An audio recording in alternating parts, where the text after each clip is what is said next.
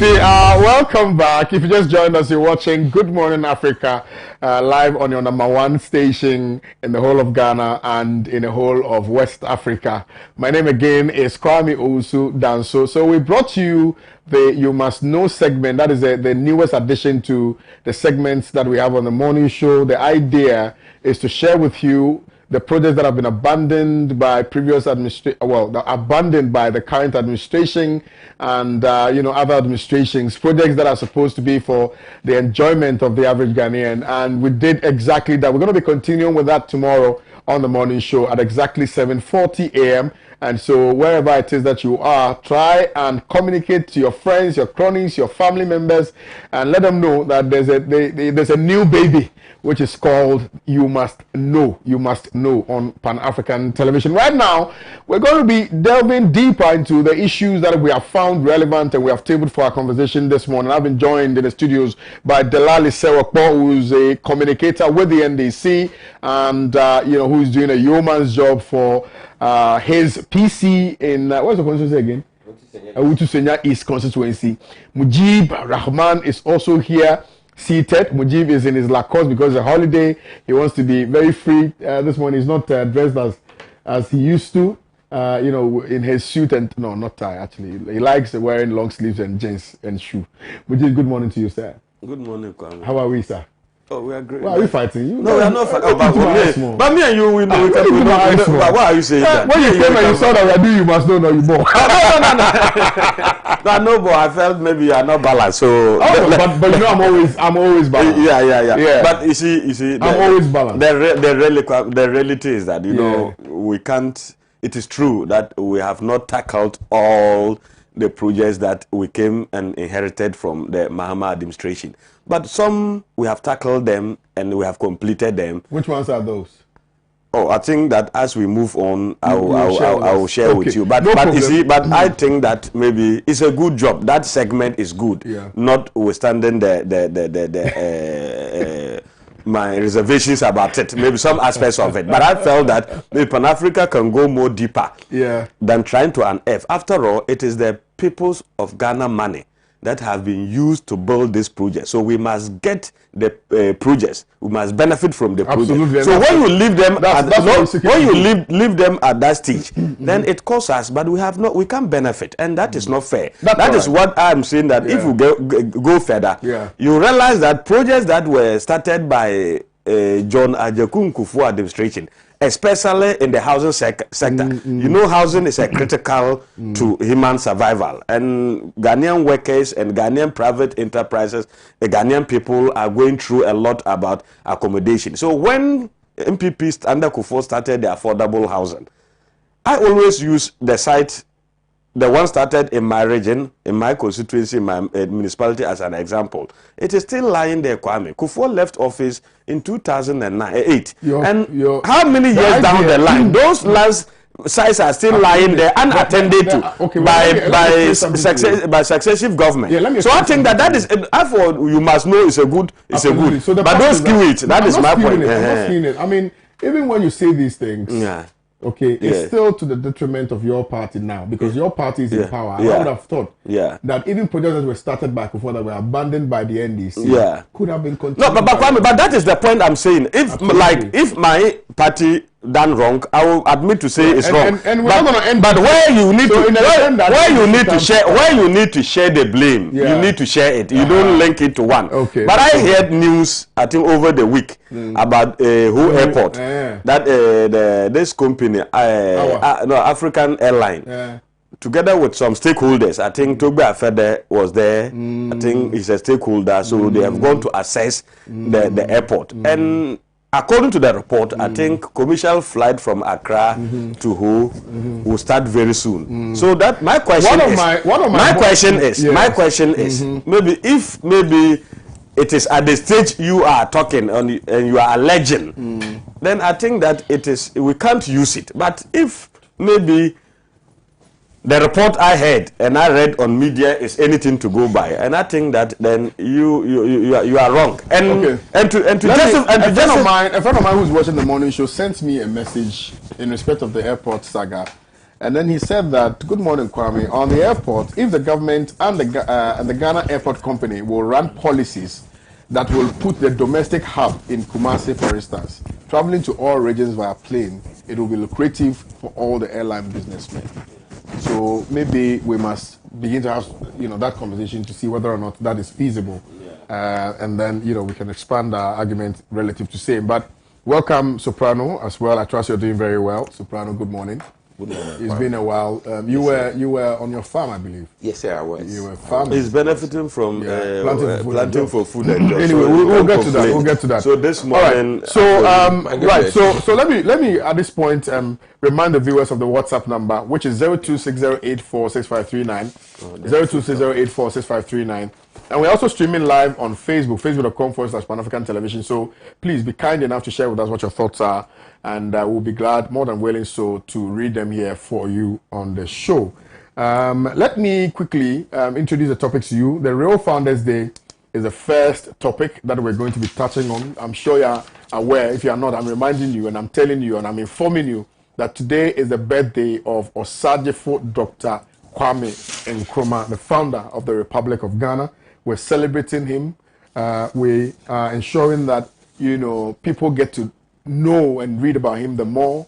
And so we're organizing a symposium here at Pan-African Television, which will be bringing together wonderful speakers from across the political board, the CPP, SFG, as well as the MPP. We'll all be gathering here at 4 p.m.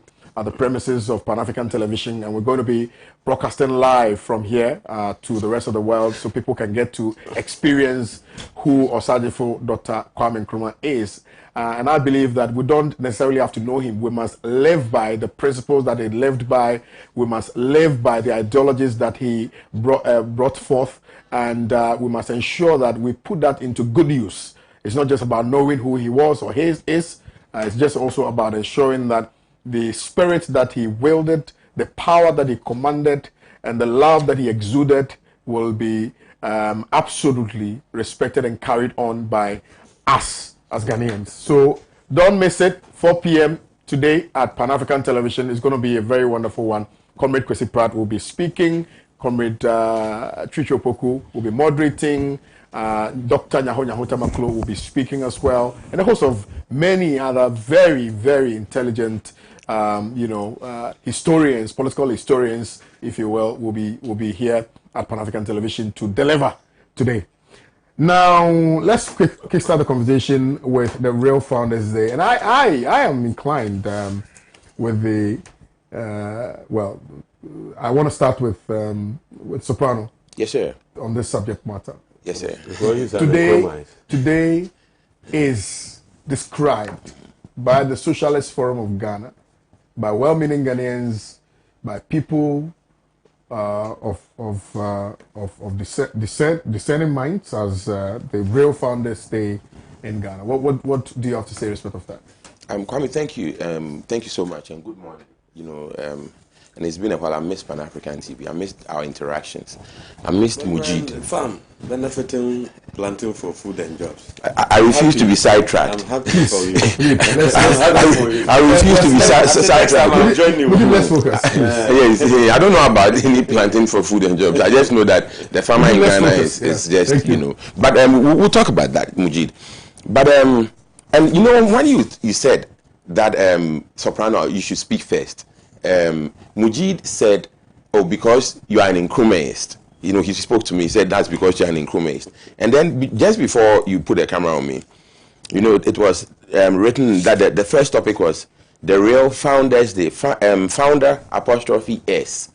But Mujid crossed it out and made it S apostrophe. No, he did. Yes. But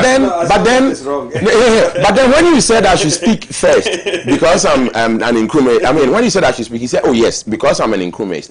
And that inherently proves that Mujid and the likes of Mujid understand that it is about President Kwame Nkrumah. Your very actions underline your true intent. So on the face of it, Mujid wants to say S apostrophe, but in his heart it is apostrophe S, and we appreciate you for that, Mujid.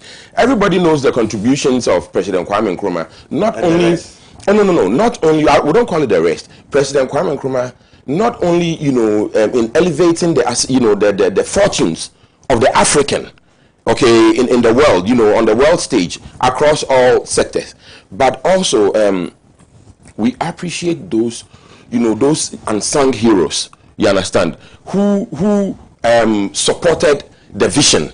Some of them even more illustriously than President Kwame Nkrumah, but sometimes the historians are unable to capture some of these, persons. For instance, I read the story about one Nana Bedubunsu, if I'm not mistaken with his name, who was decapitated by the Dutch, and President Kufuor, according to the news report I read, had to go and beg the Dutch for them to release the king's head, the Ghanaian king. Okay, and his head is allegedly or supposed to be at the 37 military hospital in some kind of refrigerator right now. You understand? But the essence of the matter is that he was a warrior, okay, who was feared by the Dutch to the extent that they had to spend a special expeditionary force to come and capture him. Apparently, anyway, to come and capture him, and then he was beheaded. Okay, now that is a founder of the Republic of Ghana. You understand? He possesses the attributes we all aspire. He was definitely a courageous man. He was said to have gone to the Elmina Castle to go and discipline and eliminate a certain Dutch leader, who was misbehaving in the Elmina, in the Edina area, etc. You see, so there's also the story of this lady. I forget his name, and I wish you could help me if you know, Kwame. She was a market queen of great substance at Makola. Yeah, I remember. And she, her name. Yes, and she supported significantly supported the aspirations of independence, spearheaded by this Convention People's Party, with President Kwame Nkrumah at the tip of the spear. And I think that should be the core of my submission this morning.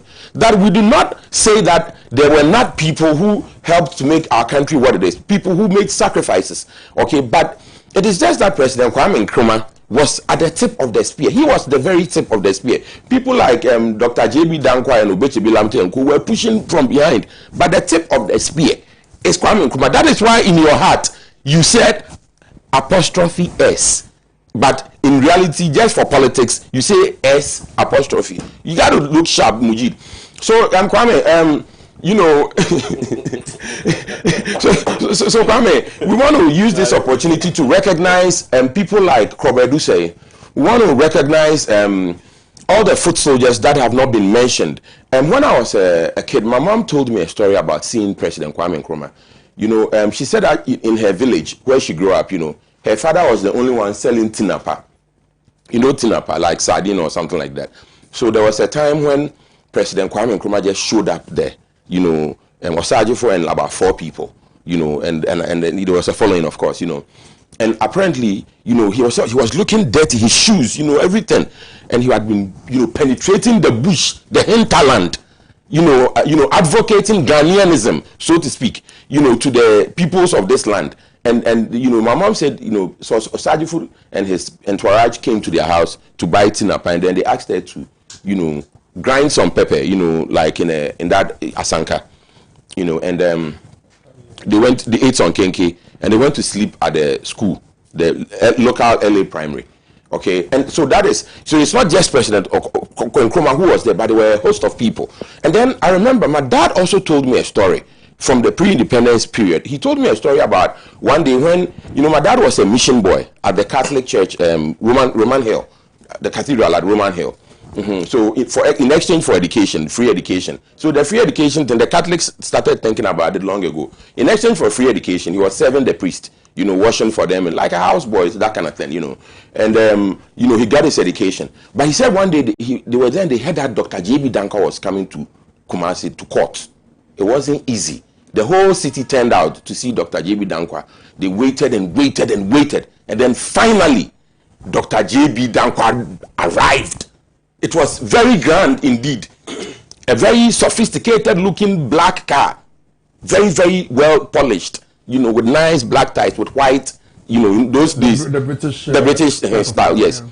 And then finally the car came to a stop. And the door was opened. And then Dr. J.B. Dankwa stepped out of the car.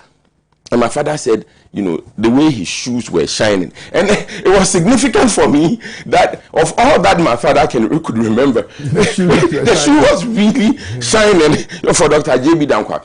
But he's also a founder, you understand, and he made his contributions the best he could. We need to understand that people like Dr. J.B. Dankwa and elite high bourgeoisies like him also proved or we were able to show to the world that the Ghanaian had the capacity to operate at the very highest levels, and that is also very important. So we want to, you know, give congratulations and appreciation, you know, to all our people, all our ancestors, you know, of various ilk who have contributed, have made this country what it is. We still have not been able to get to where our founders wanted us to be. It's obvious. Now, if you look at the confusion that is reigning in government today, for instance, you understand. You can understand that we've still got long ways to go. But President His Excellency President Akufo-Addo is also a founder. You understand? Especially when you consider that, you know, he was well aware, he was quite grown up, even in 1957, when we got independence. My point is that all people in Ghana who contributed to the struggle to obtain independence for Ghana, you know, are founders, you understand, including President Akufo-Addo, who was a small boy at that time, but I'm sure he wanted independence, you understand. And even now that he is president, we appreciate his contributions. In future, we'll write nice stories about President Akufo-Addo and his intent, you know, to do good for Ghana, although by and large he has not been able to deliver, you see, but I think his heart is in a good place. And so we want to use this opportunity today to also congratulate President Akufo-Addo for the hard work he has been doing. It's not easy to be president of this country. You know, President Mahama, he too was around.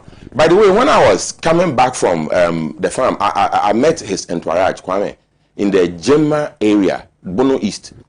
Serious. I mean, so when as we say, you know, you got to see it. President John Mahama has massive support across the country. As trust me, man, if what I saw was, you know, it was phenomenal. You know, people?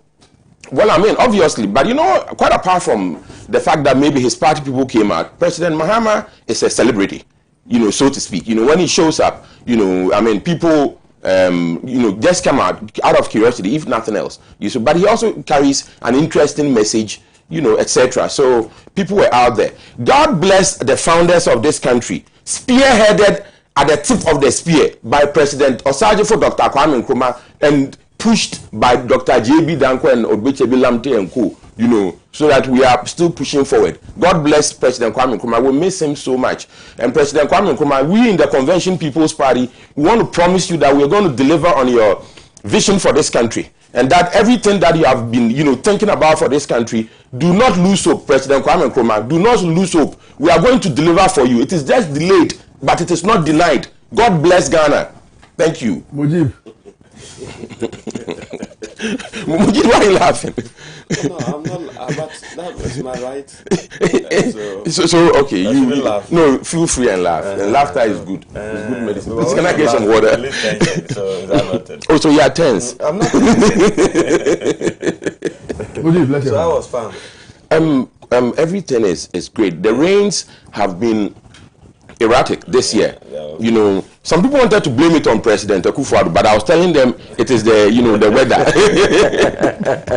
You know, it is the weather. You know, Kwame, it's not for nothing today that today is set aside in our country's calendar to a whole day to eulogize and celebrate the founders of this country who led the struggle to independence.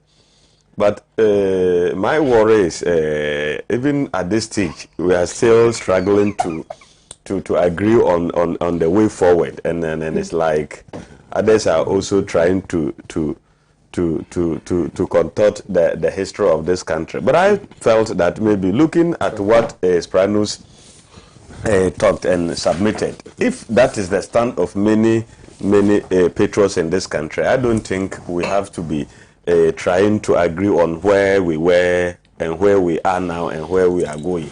But I felt that it is true that at the end of the day, it was Kwame Nkrumah, the first prime minister of this country, subsequently won elections and president. I think that it is good, and he has also done his part to get us out of the colonial bondage.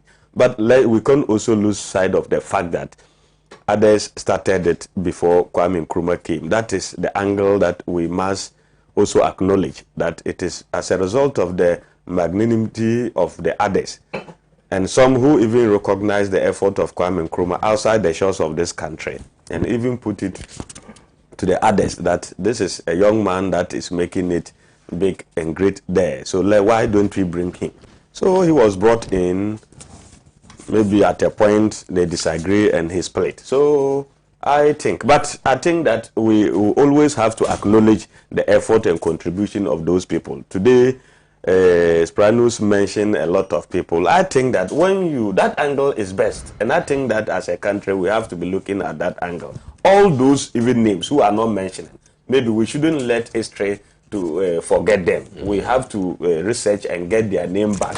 Because at least, do you know the essence of it? To motivate we the young generation so that this country is worth dying for. Precisely. But when you want to play politics with it and you want to relegate other people who fought, who also put their life online to get us where we are today, I think that will be a disincentive to the current generation, and moving forward, people will not want to put their life on the line to struggle for this country. So I think that we have to get to a point that this confusion should stop. There's no confusion. Maybe you guys are confused. I'm coming. And for the contributions of the individual, when he became the president of the country, of course, he now has been put in a very unique position to do his best. And Kwame Nkrumah did his best, even though I have my reservations about some aspects of his work, but I don't think this is the proper platform. Well, even Jesus Christ was crucified, so you go ahead. I did the history of Northern Ghana, and I know how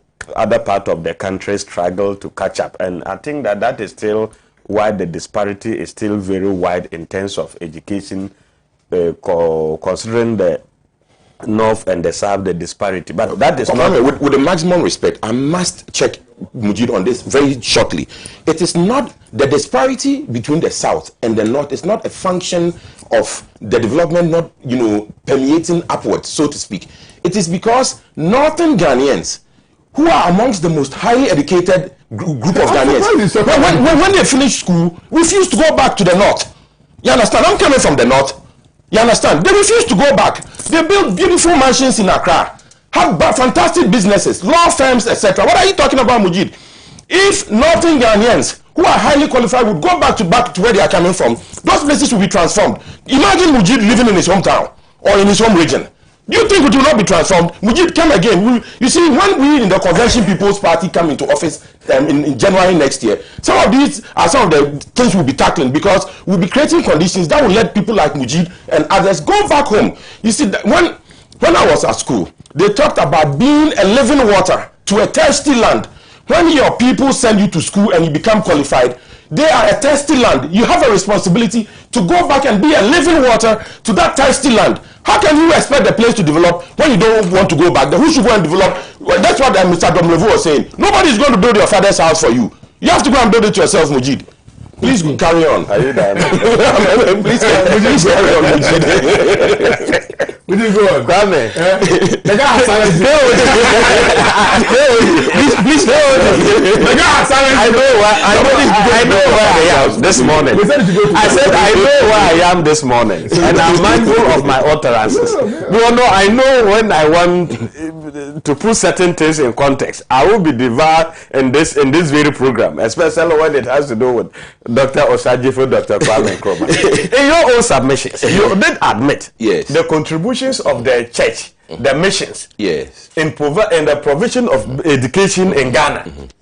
And go back and read the history of Northern Ghana, especially history of Northern Ghana, but what about to understand how the contributions of the mission, the churches, in terms of provisions of basic education in Northern Ghana. Then you will come to appreciate that indeed don't let me go there. But you don't have locals, but go ahead. But I have referred you. If you are saying I don't have locals, that is not fair. I have referred you. Go back and read the history.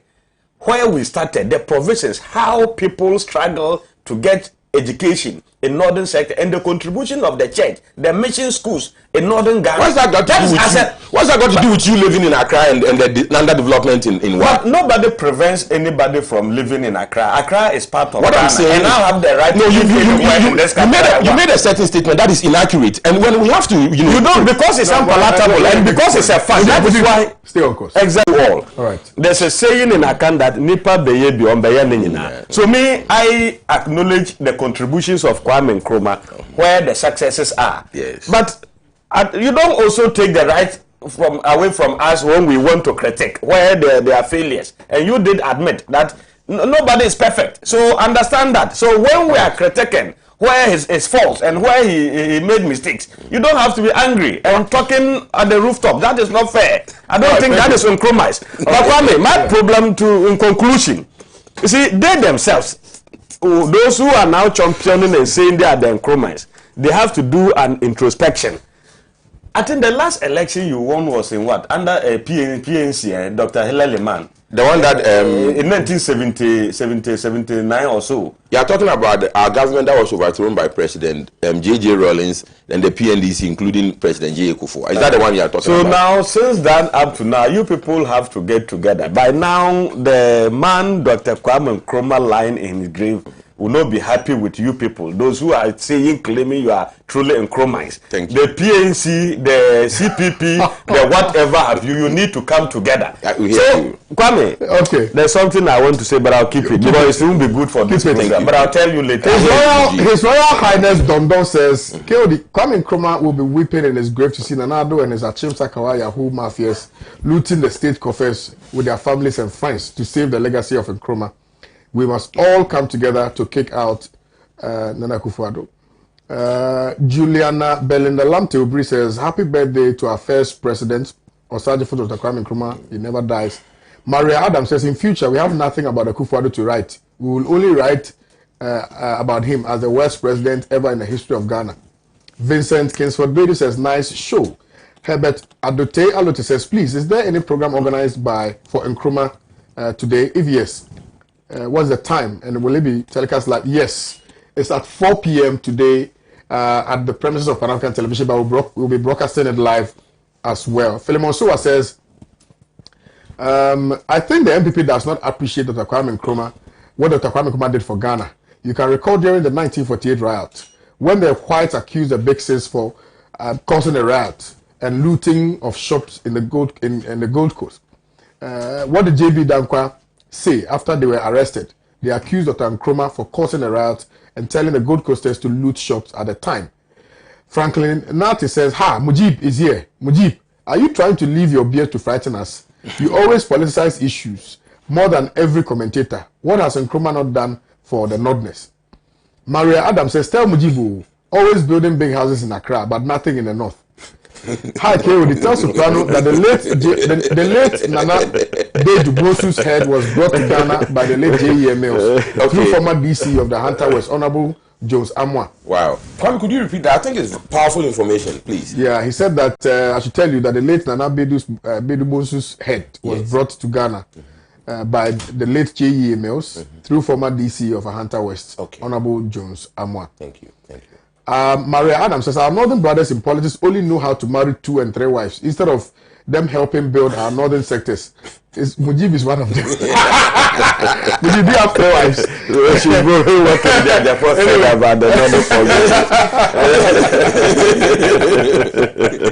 Anyway, so a very good friend of mine has some farmlands. You know, Soprano just came from his farm. And I think that we must all begin to farm.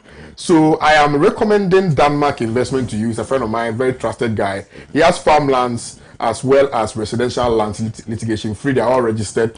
You know, so please, the farmlands are here in Accra, in Sawam. You know, and he has other lands at Dodowa, Pamwan Junction, Oibi Valley View, University Hills, and the farmland is at in Sawam. You know, and then he has a new one at Oyarefa now. So please, Call him. His number is 0241 720 734. 0241 720 734. Tell him you got a number from KOD on Pan African Television. He will give you a great discount as well. 0241 720 734. That's a very good friend of mine. He's a very trusted guy as well. Let's now hear from you, my brother Delali. Yes, sir. Good morning to your charity West, and good morning to His Excellency John Dramani Mahama, the next President of the Republic of Ghana, on come 7th January 2021. President. Where's your mic? Former president. His Excellency Delali hasn't revived this president now. But who says president? He said.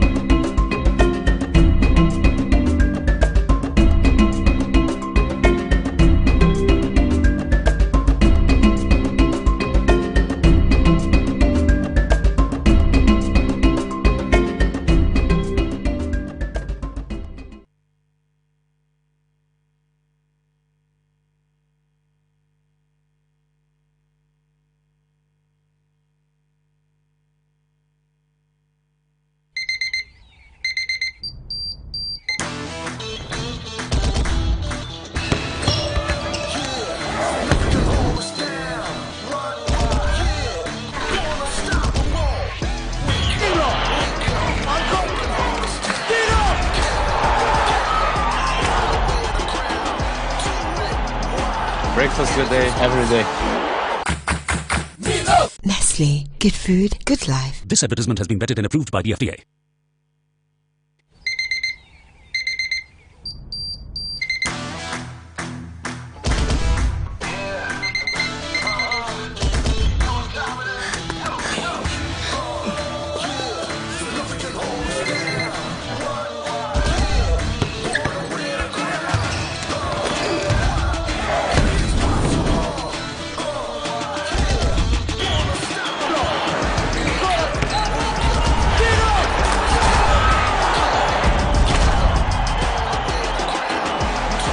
Breakfast good day, every day. Every day.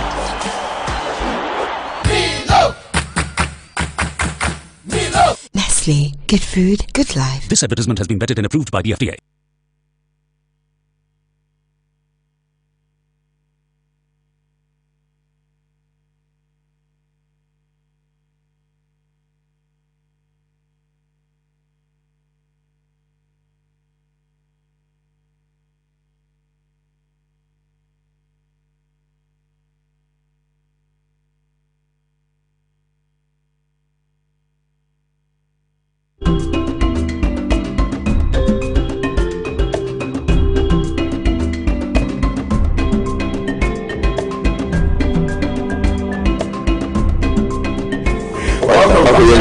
Thank you very much for staying tuned into Pan African Television. Let me remind you again, the WhatsApp number is 02084652. Then let's hear from you.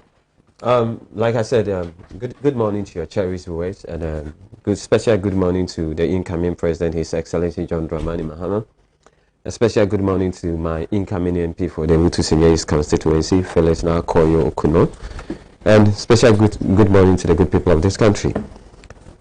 Kedi, I just want to even start from where my brother Mujid ended when he said it's time for the CPP to start doing an introspection. I don't think we would have made a specific reference to their current chairman, who happens to be a CPP member, and not knowing that all this while, these are the people who have actually contributed to mortgage the CPP to what we call to the NPP. So I would have wished he had specifically. You are the largest beneficiary. You see, for me, what is important is the unprecedented achievement and the legacy of his what they call Dr. Kwame Nkrumah. I think this is a man that I keep on saying. We never had the opportunity to experience his regime.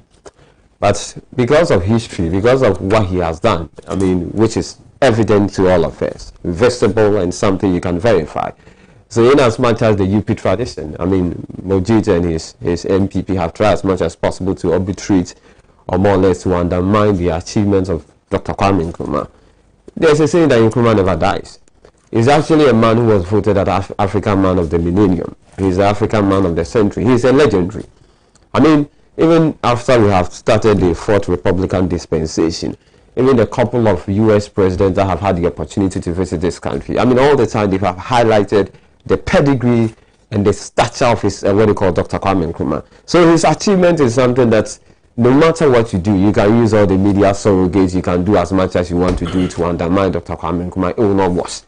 But I think on the 111th birthday of Dr. Kwame Nkrumah, basically, bring to us certain things that as a country, we must, as much as possible, have to revisit some of his principles, some of his values. I think it's very important. It's very significant, especially in this particular dispensation. I mean, today should remind the good people of this country that, listen, Dr. Kwame Nkrumah never engaged in this politics of what we call it seclusion, politics of family and friend, politics of trying to collapse businesses, politics of trying to see what you call it. For instance, Dr. Kwame Nkrumah, when we read the history, wasn't interested in developing what you call it, the region or even the town that he was coming from. He never suspended what you call it, roads in certain localities and decided to champion like what we are witnessing. A government decided to suspend all the cocoa roads in other parts of the country, but decided to specifically continue the road what you call that leads to Chebi. That is not what Dr. Kwame Nkrumah stood for. That is not his principle. That is not his values. So I believe on a day like this, as the good people of this country, I think one thing that is very important for me, I keep on saying is, Dr. Kwame Nkrumah created a lot of businesses. He built school, but for Dr. Kwame Nkrumah, I believe the current, what they call the implementation of the free SHS that the NPP keep on touting, which they have implemented symbolically and abysmally, we will not have gotten certain secondary schools to be able to implement this free SHS policy. Because the NPP as a political party, even as a tradition, Mujid is here. They cannot even boast about building one, what they call secondary school. But thanks to Dr. Kwame Nkrumah, thanks to His Excellency Jerry John Rawlings, thanks to John Dramani Mahama, thanks to Professor Mas, all the secondary schools that you see in this country, which were built from the scratch, it has to do with the vision and the ideology and the commitment and the dedication to what they call it, education. For me, what I keep on saying is this. It's not enough when you come and sit down here trying to eulogize Dr. Kwame Nkrumah, when your actions and inactions start to create an impression that you've never liked the man. We've also read about history. We know people were not really so much interested in independence. We call them the gradualist approach. They were so much interested in, okay, let's approach it in a gradualist manner. We are not ready for independence. We know which tradition we are coming from. We know a series of articles that has been authored by people coming from the NPP stalwart. I've read a couple of articles by, Gabriel Chidako, who try as much as possible to elevate his anchor above Dr. Kwame Nkrumah. But the truth is this, no matter what you have done, no matter people have done to incriminate Dr. Kwame Nkrumah, to undermine him, to create the impression that let's say he was a bad man and what have you not, I always say something, posterity is always the best judge. You cannot suppress somebody's whose legacy that has sustained this country for more than decades. You cannot sustain a man, but for his vision, we would have gotten the Akosombo Dam. But for his vision, we would have been boasting about the Tamahabo. But his vision would have been boasting about certain universities in this country. But for his vision, some of the secondaries come of the hospital. So such a man, it becomes a bit difficult, if not impossible, for you to suppress the legacy of such a colossal or such an icon when it comes to Ghana, when it comes to Africa, when it comes to globally. Because listen, if you like, leave this country, move to other jurisdictions, and start talking about politicians, start talking about certain individuals within the African continent who are shaping people's opinion about Africa, who actually took the center stage when it comes to Africa as a continent.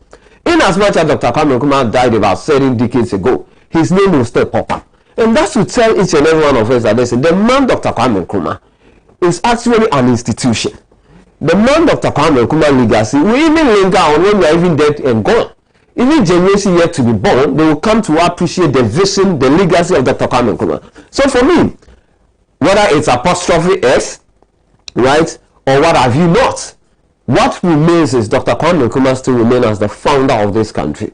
You can do whatever you want to do. You can use semantics. You can use words. You can do as much as you want to do. But the fact still remains that Dr. Kwame Nkrumah plays a very pivotal role when it comes to the Ghana as a country as we are seeing today. When it comes to even Africa as a continent. No wonder a lot of people keep on talking about Dr. Kwame, students of history, whether they are students who are pursuing history in Ghana, whether they are students outside Ghana who are learning about history. There's no way the name of Dr. Kwame Nkrumah will not pop up.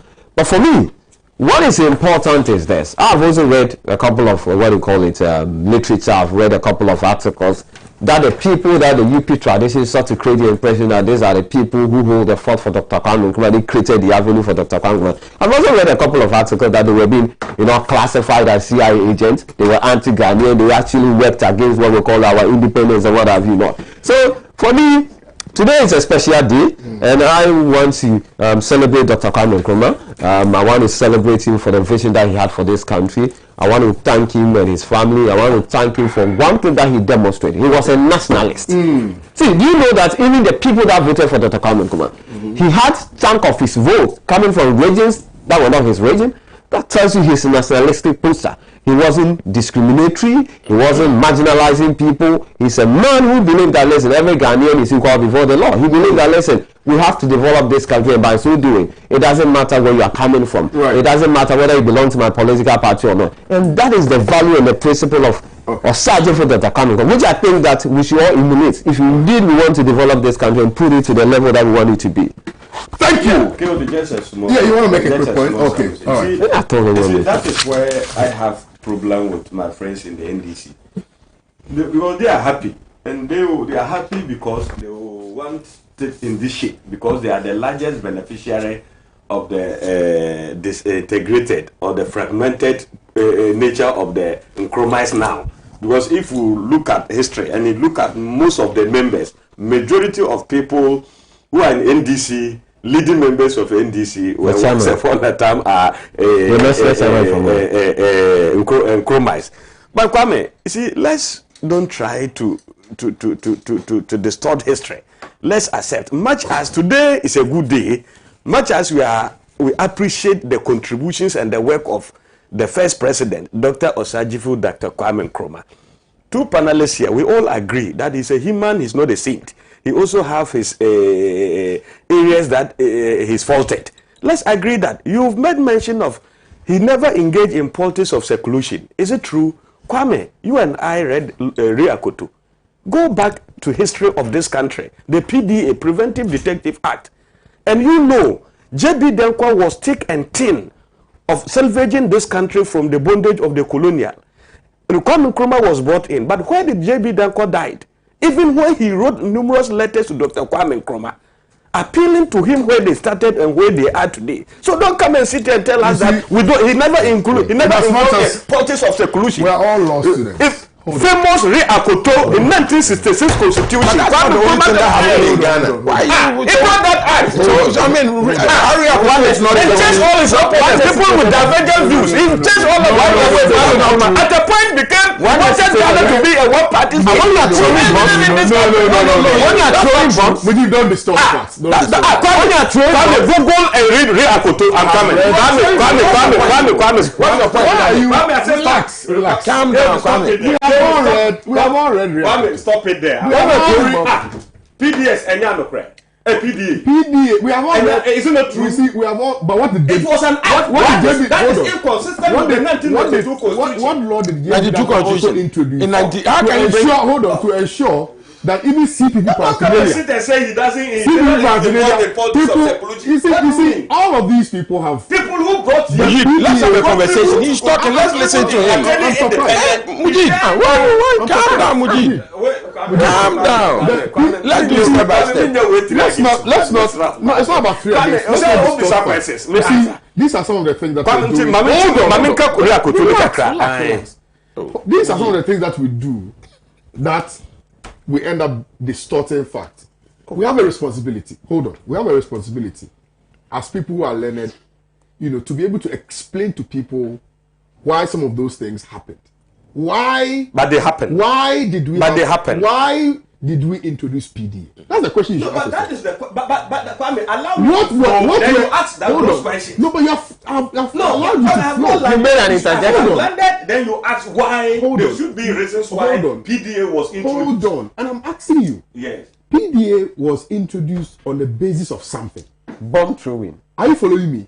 Why was it? You see, when we had this, the chief, you know, Akoto, the chief and things like that, who wanted to disintegrate the country and wanted to form the Asante state.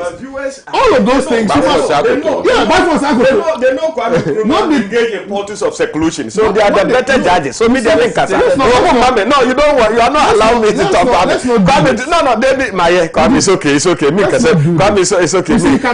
But my point is PDA was introduced. Was an act purposely to guard and stop people from making divergent views in this country under the presidency of Dr. Kwame Nkrumah. That's not true. That is never true. It's never true. And you see the reason. You see, Mamin can't headlines. No. Listen, now they want to show PDA. One the trust articles now. Say Supreme Court decision. At what point was that written? The PDA was an act of parliament. People challenge. Are you trying to tell me that's not true? Why?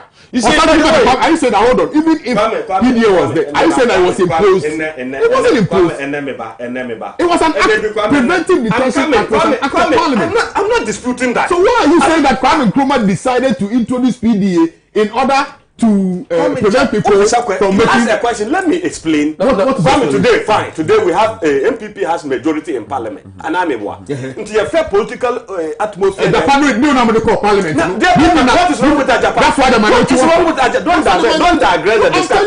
I will get you on PDA. Don't digress. I don't really know the point. You lied. I've not lied. By telling the public that Kwame Nkrumah never engaged in politics. That is wrong. It's wrong. That is my point. That is why I'm not telling you how even he treated those people who brought him to this country. Kwame, can I have 1 minute? Just one. Let me give you one. Kwame, you see. So Kwame, why were you in your traffic? Kwame, I have these are my views and these are grounded.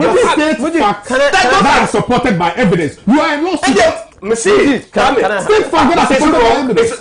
wrong? No, but I'm telling you. Why was PDA introduced? I say one balanced parliament at that time. Why was PDA introduced? So let me talk about it. I told you PDA, he deliberately introduced PDA Kwame. Dissenting views. That is a fact. So why was PDA introduced? You answer that question. Please, can we have a more... Today, the circumstances around that time is what we are experiencing. Okay, that is fundamental human rights.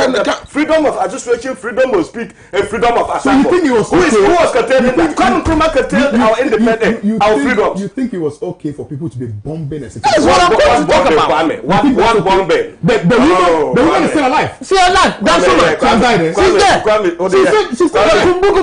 And then let's continue. She's still there. If that woman was your sister, whose only crime was to go and give a bouquet of flowers to your son who's at the Kwame Nkrumah, and they are planted at 1 minute, and you are saying that why we didn't need to at the time introduce certain measures to prevent these wicked people from perpetrating those acts. Oh, wicked. Yes.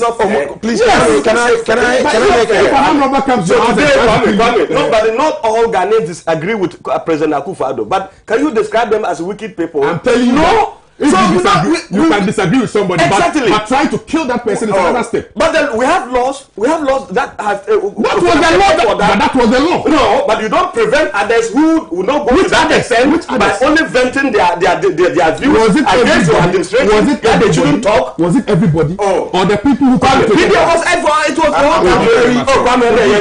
Please, can I make just one minute? I stated it. It's okay. Make your point. It's okay. Obeti, you came and He's lying.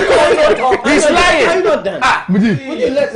Your political opponent, you send them to prisons and they died, and you are saying that he never indulged politics of security. Hold on. Let me moderate. It's okay, Kwame. It's okay. You see, Kwame. There's this book called The Dark Days in Ghana. uttered by Dr. Kwame Nkrumah. You see, when people have constituted themselves bomb throwers, right, to the extent that there's a woman in Danso Man, her leg is actually being amputated. Oh, God. That has to do with what the NPP, their forebearers, were doing. Constitute themselves bomb throwers. Look at what happened in Kumbugu bombing. A young lady who was presenting. The name, right? You see, Kumbungu. whether Kumbugu or whether Kulumbugu, not Kumbugu. A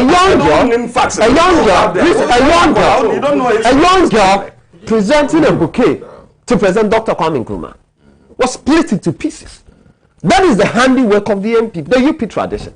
So when we live in a country where certain individuals are constitute themselves as bomb throwers because they are not in agreement with a regime. Even if it was Nanado, that people of the political opponents were throwing bombs, I think President Nanado would have done worse than what Dr. Kwame Nkrumah did. This is even under a civilian regime. We know what President Nanado is doing. Gagging the media. Look at what happened in Ayawa's West Wagon. So what we are just simply saying is the factor or the reason why President Dr. Kwame Nkrumah. Let him just start. I'll give you opportunity. But let him land. No, he was talking. You interjected. Allow him to speak. Exactly. Let him make his point. You see, Kwame, what is important is this. Ghanaians watching us this morning, Dr. Kwame Nkrumah did not take that decision in a vacuum. He took that decision on the basis of the fact that he was dealing with political opponents that were vicious, that were wicked, that were callous to the extent that they could just sit in a room, plant and execute bomb throwing. And I don't think there's any regime in this world, not even a president that is so tolerant to the extent that would tolerate a group of people whose only way of responding to Dr. Kwame Nkrumah is to make Ghanaians throw bombs out there. They don't care who is involved. Can even President Nana Danko, even a common demonstration, he cannot stand it. When people want to embark on legitimate demonstration, he cannot even stand it. Then imagine President Nana Danko Akufo-Addo in the era of Dr. Kwame Nkrumah having a political opponent who masterminded, who is so competent when it comes to bomb throw, manufacturing of bombs. And you think he'll be able to deal with that particular individual? So when you are saying it, I want you to put it in a context. No amount of any regime, whether they are doing well or they are not doing well, should necessitate the NPP at that time throwing bombs all over the country. So when you are saying something, oh, Dr. Kwame Nkrumah was basically detaining people, he was sending people to prison and what have you, you should also be truthful and tell the good people of this country what necessitated and what actually led to that. It wasn't something that was done in a vacuum. It was something that was done to curtail the penchant of your what you call the UP or whatever it is, throwing bombs all over. That is what necessitated that.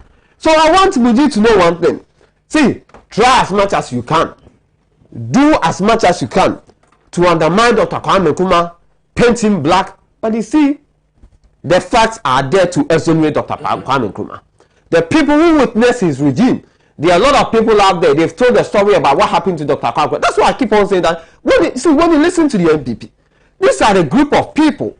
It got to a point in time, they told the good people of this country, see, even Ghana, our population, right? We don't even need Akosombo Dam. Our population is too small. We don't even need Temahabo. These are the group of people who even said to the extent, see, they maligned Dr. Kwame Nkrumah to the extent that at a point in time when Dr. Kwame Nkrumah authored that book, the dark days in Ghana, he said, listen, if I knew this is what Ghanaians were looking for, I would have just constructed what they call pipe and connect what we call milk to various homes. Because NPP at that time undermined all the things that Dr. Kwame Nkrumah did.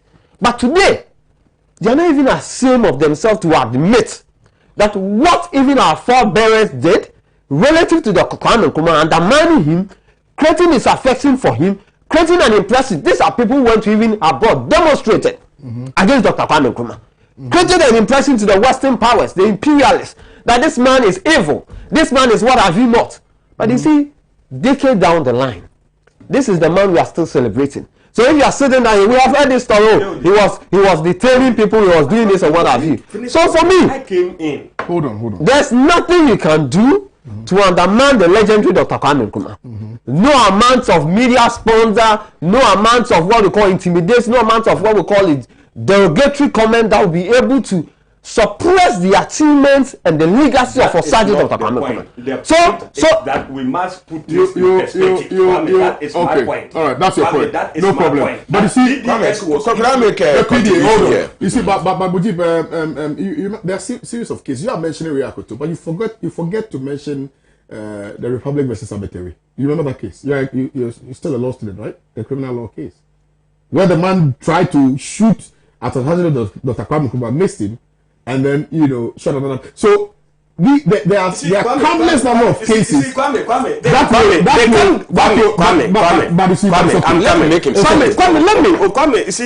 I know you to be fair. So Owakasa will finish. Let me also talk. But I'm hear me point that. Let's fight for Lutinakasa. Or you allow me when you don't let anybody exactly. So but you don't let me speak. But I'm a panel. So I think you give me the right to talk. Of course, but I will give you the right to talk. If I have not, you can't talk. Martin, so now talk. Now talk. Kwame, there can't be any justification at that time to defend PDA, the introduction of PDA by Dr. Kwame Nkrumah in those days. Kwame, we were not living in Banana Republic. There were laws governing this country, and we have constitution at that time, the 1961 constitution. So Kwame, today, if somebody attempt to assassinate the president, go to the Criminal Offences Act. The penalties and whatever are spelled there. I hope you are getting the argument. But if you are claiming, which is not even true, that the situation was so tense and polarized to the extent that it was becoming difficult for Kwame Nkrumah to govern, then ask who was he? Because at any point in time, Kwame, when you suppress the people to a point, they have a limit. When they reach that limit, the people will react. That was what happened at that time. But my point is, barring all these things, I stated initially that he did very well, fantastic. He had made a lot of interventions in terms of infrastructure. But when you go to other areas, he made mistakes too. And we all agree that no human is perfect. What you say? No wonder some scholars describe him as somebody who started as a Democrat but ended as a dictator. His statement in Lagos. Master, these are historians. The distorted fact, they are distorting their own fact. That's his fact. No, when it comes to Nkrumah, I can be consumed here, but at least I'll say my point. You are speaking about preventive detention as though it was only in Ghana that it was introduced. We are talking of Ghana, we are more concerned about our own country and our successes. That is what we are careful about. Let's have a show, please. It was introduced in India. Can we have a show? It was introduced even introduced in India in 1973. What is the purpose? On grounds of suspicion that there are some assassination attempts directed at the president, right? The president can, through parliament, pass an act that will help arrest people who are of great threat, imminent threat to the security of the president. But mind you that when you overthrow, but any law that will stifle and take away the fundamental human rights of the citizens is obnoxious and should be not allowed in our modern dispensation. Then go and take out the law, the criminal code, the criminal code in our law books. No criminal code, because when you arrest somebody who murders you, fundamentally, you are also infringing on the person's rights. No, but when you commit a crime, you should be arrested. But I'm telling you that assassination attempts were made. Countless number of assassinations. But you are still telling me. But they were lost to handle that. PDA shouldn't have come. That is my point, Kwame. That is your opinion. But that is why a normal democratic civil society should operate. Kwame, go to America. Today, Joe Biden has made President Trump very hot, but he can't go and bring any law. Today, the Operation John Dramani Mahama is going around the country using all manner of words against the government, the president. But you see, no, we can't enact any law. It is so sad. Arrest him and take him to prison. We can't do that. It is so sad that when you choose the MPP, they seek to, argue on this tangent. When coronavirus, when we hit hard with coronavirus, you went to parliament. You went to parliament to institute Hold on. Looking at me. Hold on, you brother. Say, listen to me. When we were hard hit by coronavirus, I'm listening to you. When we were hard hit by coronavirus, Yes. your government went to Parliament to pass a new act. Yeah. Purposely intended to address coronavirus. Yes. Specific. Yes. We had laws that could have addressed that. Yes. As well. Yes. We had laws that could have said that because of the exigencies of now and because of the government, that we're confronted with relative to coronavirus, all of you should stay at home. The president wielded that executive power to have made that, but he still went to Parliament to pass a law. Would it make it wrong? It's right. To deal specifically with that particular challenge. Exactly. And people's rights were infringed upon in that regard, because I would have loved to go out. But senior, so when they're confronting, don't link the two. Kwame, don't link the two. One has to do with health issues. One has to do with the security of the state, national security of the state. And you're telling me that what? When people... Let's go. When there was... Let's proceed. No, you see, this is an intellectual conversation. I'm saying, Mama, don't give me a chance to flow. When national security thought that... when national security thought that there was imminent threat against the establishment, what did they do? They went to arrest those who were having jackknives and scissors and things like that, and they said they were plotting a coup against the state. They arrested those people. When the gentleman spoke eloquently about how he thought that Nana Dankwa Akufo-Addo was becoming a democratic dictator, did they arrest him? They arrested him. So what are you talking about? You want to make a quick intervention, submission, and then move on from I just wanted to draw attention to the fact that you see the Preventive Detention Act, Ghana number 17 of 1958 was assented to in Her Majesty's name and on Her Majesty's behalf on this 18th day of July 1958 by Sir K.A. Kosa, Sir Akon Kosa, acting Governor General. Sir Akon Kosa was an NPP type person who made Dr. J.B. Dankwa look pedestrian. He was almost like a white man, in a black skin. Okay, so what we're saying is that the PDA was actually agreed upon by a man such as Sir Akon Kosa because the country was at its own, throat, so to speak. There were competing forces. The National Liberation Movement in Kumasi was trying to secede. Absolutely. The Alavanyo in Volta region were trying to secede. The Ga Shifimikpe were saying Ga for gas only. Western Togoland. Exactly. So now what we're saying here is that was the PDA abused? Yes. We in the Convention People's Party know the person who made it so unpopular and sort of because President Nkrumah put so much trust in him. I'm talking about J.W.K. Harley, the traitor, the former IGP, and the coup d'etat man, the traitor, J.W.K. Harley. Okay, so was it abuse? Yes. People like J.W.K. Harley used the Preventive Detention Act to solve their own personal problems with people. But President Kwame Nkrumah was signing off because he put trust in Harley, which was a very misplaced trust. So did President Kwame Nkrumah, and the Convention People's Party. So don't blame President Kwame Nkrumah in isolation. Come and blame me too. We the members of the Convention People's Party. Okay, because it was a party policy, a policy supported by the party that passed through Parliament. So what we're saying is, we understand that there were grievous misapplication of that law in certain instances. But can we as a people move forward?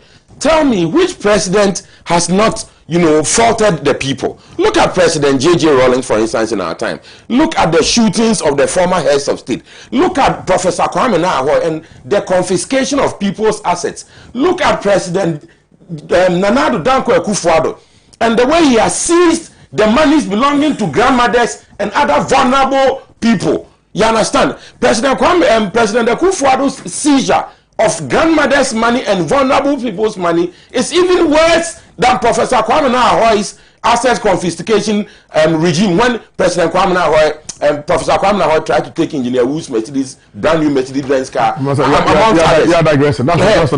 anyway, what I'm trying to say here is that there were excesses. There is no administration that has not stepped on Ghanaians' toes, including President Akufo-Addo, who has taken grandmothers' money and vulnerable people's money in the name of restructuring the financial sector. You understand? But we still love President Akufo-Addo, despite the fact that he has taken people's money. You know, the cabinet sat down and made a decision, and they took people's money, grandmothers, PNM, Honorable PNM, who is a leading member of the MPP, caught stealing.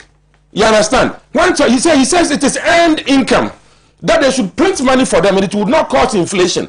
But despite President Akufo-Addo taking weak people's money, vulnerable people's money, we still love President Akufo-Addo and we wish him the best and good health and everything, and we love him. You know, we continue to love him, although we think he's doing a terrible job. So please don't blame President Kwame Nkrumah too much, and try and forgive him. That is something I think I wanted to say, because when I look at the energy, and you were virtually drooling at the lips, Mujid, and so I wanted to ask you, what did President Kwame Nkrumah do to you personally that you are so livid? Can you forgive him? I'm asking you. I'm landing. I'm speaking. Let me finish. Please, let me finish. All I'm asking is, and I think I would address this to all members of the NPP. Listen, President Akufo-Addo, when he won the election in 2016 and he became president in 2017, I remember he went to the graveside of his uncle, Dr. J.B. Dankwa. And at the graveside, President Akufo-Addo said that he's forgiving President Kwame Nkrumah for the pain that the death of Dr. J.B. Dankwa in detention caused his family. So if President Akufo-Addo, whose uncle is President Dr. J.B. Dankwa, has forgiven President Kwame Nkrumah, then why are you in the process of giving yourself a heart attack, a high blood pressure, and saying, what has Kwame Nkrumah done to you? And did he do anything to you? Did President Kwame Nkrumah take your money? And what has President Kwame Nkrumah done to you? We're moving on. We're moving on. Let me remind the viewers that the WhatsApp number is active, is 0260846539. And you know, like I intimated before, we're going to be having a symposium here. These are some of the nuances that we must deal with going forward, because if we distort our history, there will not be any history at all for us to learn from. And so this evening at the premises of Pan-African Television is going to be a public symposium which is being organized by the Socialist Forum of Ghana, and it will be moderated by Comrade Chichi Opoku. The speakers include Mr. Pratt and Dr. Nyaho Tamaklu. We need to bring some of these issues to the fore so that we can best appreciate the significant contributions of Osajifo Dr. Kwame Nkrumah relative to the growth of and you know, the development of our dear nation, Ghana. Several things were even introduced after his overthrow. You remember the NLC also introduced a number of decrees just to prevent the CPP from operating, you know, banned everything, you know. So there are so many things that we need to understand. We need to learn from our history. We need to read about our history. It's quite unfortunate that we are engaged in a little banter here, because obviously the NPP has a very stiff position in respect of acknowledging the contributions of Osajifo Dr. Kwame Nkrumah, and to also admit the fact that he's the real founder of the Republic of Ghana. But they go outside and eulogize Nelson Mandela, who was in prison for 27 years, whose struggle was carried on by his wife, you know, who is not mentioned at all, and by the likes of Stephen Biko and a few others who were involved in that particular struggle. Those guys were not, you know. But of course, in South Africa, in modern day South Africa, they say that the founder of modern day South Africa is Nelson Mandela. And President, you call Nana Dankwa, I think 2 years ago, was even in South Africa to join hands with the South Africans to celebrate and eulogize and memorialize Nelson Mandela. So why can't we do same for Osajifo Dr. Kwame Nkrumah, regardless of whatever reservations we may have relative to his administration? We'll proceed from there and come back to discuss some other domestic issues here. Legalization of Okada and NPP's alternative. Okada, you know, has become a very topical conversation in this country. You know that as it stands now, it is an illegal, business, and so anybody who's involved or engaged in that particular exercise is doing so at their own peril, because the law frowns on it as it stands now. The NDC is providing an alternative to that particular arrangement. The NDC is saying that upon assumption of office, they are going to ensure the legalization of Okada, the legalization and the regularization of Okada and its operations, and they're going to make sure that, you know, the persons who are already involved in that particular trade will benefit significantly from the legalization of that. Now, you do know that as a nation, we generate a lot of our revenues from taxation. Some of these people are in operation, but they are not even being taxed, you know. So we are looking at all of these nuances to find out whether or not its legalization will be of benefit to the nation. I'm going to be starting the conversation with Delali Sowapo on this subject matter to glean from him what the NDC's position is relative to, of course, I think it's public, it's trite knowledge, it's public knowledge. However, we need to go into detail and find out the justification for the legalization of the Okada business. We are very much aware that the trade as it stands now employs about 800 to 1,000 people.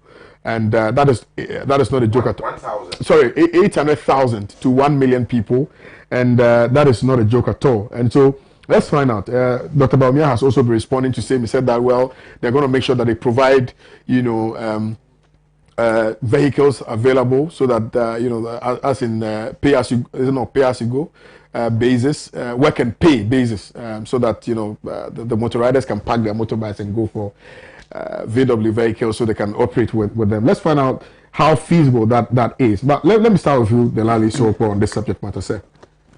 Thanks so much, Kwame. For me, I've always maintained that this manifesto, jobs and prosperity for all, I mean, that is the people's manifesto. One unique thing about this manifesto is the NDC as a political party will just not sit in the comfort or select some few people, or maybe engage the services of some South Africans, or maybe people outside Ghana who doesn't even understand the terrain, to draft this manifesto for us. What you remember, His Excellency John Dramani Mahama embarked on what we call the Speak Out Talk. He actually engaged Ghanaians from all walks of life, you know, the ordinary people, you know, artisans, medical doctors, people from professionals in each profession that cut across board, to solicit for their views. So let me just cut you a little bit. There's this message that was sent to me by Akugan. Akugan is the Deputy Communications Director of the NDC. He says, Kwame, so after all these years, must the NPP be downplaying the value of Nkrumah? We must be proud of the man of the century. Let's appreciate our own. I salute your panel. So yeah, thank you. Please. So President Mahama embarked on what we call the Speak Out Talk. Engage people, ordinary people. We are NDC as a political party. We believe that no human being is a repository of knowledge. We believe that the only way we'll be able to come up with a workable manifesto from 2021 to 2025 is to engage the ordinary people, talk to people from all walks of life. So that's exactly what we did. You remember when we were doing this, the NPP said, all of a sudden we are short of ideas, we have become anemic of ideas, so we are engaging Ghanaians to draft our manifesto for us. And this manifesto, for me, I keep on saying that I think we should adopt it as a national policy, as a national document, because looking at this particular manifesto is what has what it takes to propel this country to the height that we want to get to. Then this issue about the legalization of Okada. When they listened to the NPP, there has been a series of contradiction, inconsistency from their transport minister, from some of their communicators. All of a sudden, they were on social media that, this is something they started a consultation way back in 2018. Then another U-turn from the vice president, who is now telling us that, listen, they are not going to legalize it because they are going to give them what we call better alternative. And I'm wondering why they've not been able to provide this better alternative that the vice president is starting about for getting to almost about 4 years that they've been in power. But what is the position of the NDC relative to the legalization of the Okada business? When you take our manifesto, the jobs and the prosperity for all, the purpose manifesto, when you turn to page 93, it says, we will legalize the use of commercial motorcycles, known as Okada, and tricycles, and regulate the industry to make it safer by training the riders, ensuring they observe necessary safety precautions, and mandating them to provide helmets for their passengers. This is what is captured in the NDC manifesto. So what His Excellency John Dramani Mahama did was having appreciated the fact that this is business that is giving people their livelihood. Go to my hometown. When you go to Ketu South, when you get to Agbozme and Kwame, you are going to some of the villages. See, there's no accessible road. The road is not motorable. Cars are not going there. And the only means of transport to get to these remote areas is to use Okada as a means of transport. Go to even Kaswa, my constituency, which is more or less a cosmopolitan constituency. When you are going to certain places within Kaswa, the only means that you can get to your destination is to use motorbike. See, even I have seen a medical doctor who was called upon to attend an emergency situation at Kolebu. And because of the nature of the traffic, the only way the doctor would be able to arrive at Kolebu was to pick an Okada. NPP, my friend Muji is sitting down here. There's no way he can tell the good people of this country he has never made use of Okada before. So it's more or less like we shouldn't behave like an ostrich, creating an impression that all of a sudden, just because His Excellency John Dramani Mahama has made a bold statement to the effect that he wants to legalize an Okada business, that give people their livelihood. It's throughout Okada business that somebody has built 2-bedroom apartment in Kaswa. It's throughout this same business somebody has been able to take a walk right there from primary school to the university.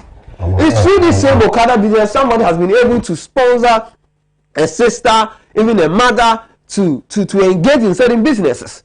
This is what somebody is dependent on. This is somebody's livelihood.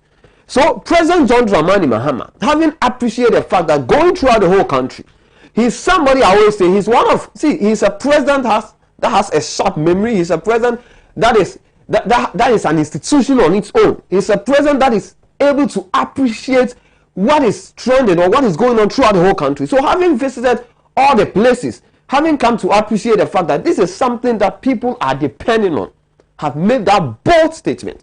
And I've heard the MPP, the Japan Mensa, is even calling on the Ghana Medical Association to issue a statement to the effect that, let's say, people who are engaged in Okada business are involved in accidents. Just about yesterday, I'm not trying to remind the family, my sympathy to the family. We have young guys who were footballers, they were traveling, were they not involved in an accident? This year, do we know the number of people who have died through what we call car accidents, who have been involved in gory accidents and what have you not?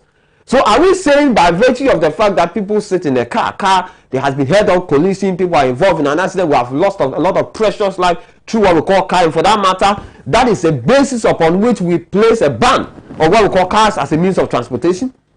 Then comes another argument from the MPP. Some of the MPP communicators on social media. Most of the armed robbery cases that we are seeing in this country are something that is being orchestrated by people who are riding Okada. I have had an instances, Kodi, when I was robbed in Pillar 2. The people that came to rob us, they actually came in what we call it, Benz. That is what they brought to come and rob us. So if you are making a general statement, creating an impression that, people who are engaged in Okada business and what have you not, they are the people that perpetrate what we call robbery and what we call crime in this country. Just because President John Dramani Mahama, having realized almost about 800,000 Ghanaians who are surviving on this Okada business, who have family members, who are depending on their husband. There are some people today, the only way they will be able to cook for their families is to wait for their husbands to come back from their Okada business to come and give chop money. And yet, you government that has come, and what you have managed to do is to collapse businesses, collapse banking institutions, collapse what we call small-scale mining, collapse what we call loans and savings, what we call banks and financial institutions and what have you. You have not been able to create a job. What you have managed to do is to collapse companies, collapse institutions. So when President John Dramani Mahama, having come to terms and appreciate the fact that the enormity of unemployment situation in this country, it's getting to a point, if you are not careful, there might be even this thing called the Arab Spring, Ghana version. And President John Dramani Mahama said, listen, these guys are already in the business. These are people, when they wake up in the morning, they meet even police officers. And sometimes, even the amount of money they will get even a day, it's like 100 Ghana, 50 Ghana. And there are instances police officers will just stop them. Because it has not been legalized, they take an amount of maybe 200 Ghana or 100 Ghana. And some of them have to even go back to their wives, go and borrow money to add up to the money and give it to the police officers, because they have no basis from which they will stand and say, listen, the business that I'm doing is a legalized one. So when President John Dramani Mahama said, listen, I want to legalize this business and make sure, one, they'll be trained properly, they'll go through what we call the rudiments and understand what we call the risk aspect of it, in terms of what we call it, in terms of what we call the safety measures and what have you. He will ensure that these people are taking through what we call safety training, so that they'll be able to appreciate the risk associated with their job. That is why the PRO of the Okada, what we call business, says something. Even giving birth, do you know it's a risk? There's nothing that we do in this country that is not full of risk. Everything, everywhere you find yourself, every activity that you engage yourself in, comes with a certain level of risk. So if the NPP argument is, oh, Okada business is risk, and for that matter, we will not legalize it. For we are not surprised about the position of the NPP. What is coming from the vice president, we are not surprised, because the vice president would have come out as somebody who is lying if they agree that they also want to legalize it. You remember 48 and just 24 hours to their manifesto launch, when the people of Cape Coast started agitating for what we call it airport, all of a sudden, when the president have said in an interview 24 hours to their manifesto launch and said, listen, he see no basis, he doesn't see no reason why they should what we call construct what we call an airport in Cape Coast. The moment the president said that and there was an agitation, there were people who were so displeased about what the president said, Dr. Mahmoud Bawumia all of a sudden said, listen, Cape Coast needs an airport. So what we are just simply saying is this: the legalization of the Okada business, President John Dramani Mahama, he's committed to do it, he's dedicated to it. He thinks that the young people out there, the youth out there who are engaged in this business, but for this business, some of them wouldn't have boast of 3 square meals a day. But for this business, some of them wouldn't have been able to pay their own school fees. But for this business, some of them would have built their 2-bedroom houses. That's the one in Kaswa. Testify that because of Okada business, he has been able to build 2-bedroom houses in Kaswa. So what we are just simply saying is this: today, the NPP have stated their position clear, and today I am happy that we have known the difference between the NPP and the NDC relative to this Okada people. They consider them not to be significant going into the 2020 election. We consider them to be significant. We believe that, listen, they need to be given an opportunity so that when they wake up in the morning, driving the Okada as a means of their livelihood, they will not be worrying, they will not be so, what they call it, scared by a police officer stopping them and extorting money from them. Because the mere fact that a police officer will stop them and extort money from them, in itself, psychologically, it doesn't augur well for them. Psychologically, even when they see police officer, the way they drive, sometimes they want to just speed up because they want to avoid a police officer. And this, by so doing, they endanger even their own life and the life of even the passenger who is sitting on the Okada. So I am happy that this Okada debate has been settled. The NPP are saying that they will not legalize it. And me, yesterday I met Okada guy. You know what he said? He said, by the position of the NPP, what it means is this: if they have the opportunity to rule this country, which God forbid, it will never happen, what they will do is, this time around, the Okada business will not only become illegal, they will make sure that they will enforce it to the extent that everybody riding Okada in this country will not have the opportunity to engage in the Okada business. So I am happy about the position of the NDC and especially His Excellency John Dramani Mahama. All right. Let me read a few of the messages that have come through and then I'll go to Mujib. Mujib, so get ready for me. Good morning to KO. The majority of MPP members are operating Okada businesses. MPP should give us a break. This one also says, good morning to you, Kwame, and your Cherries viewers. Please tell the MPP man that Dr. Kwame Nkrumah remains the founder of Ghana. Why is the MPP never grateful with the numerous efforts Nkrumah made in rescuing this state and its people from colonial masters? JM is also on the way to rescue us from this government's recklessness, clueless, super incompetent family and friends government. Happy Founders Day. I am careful citizen in Sir Eric from Bolga Central. This one simply says hi. Okay, all right. Hi, right back at you.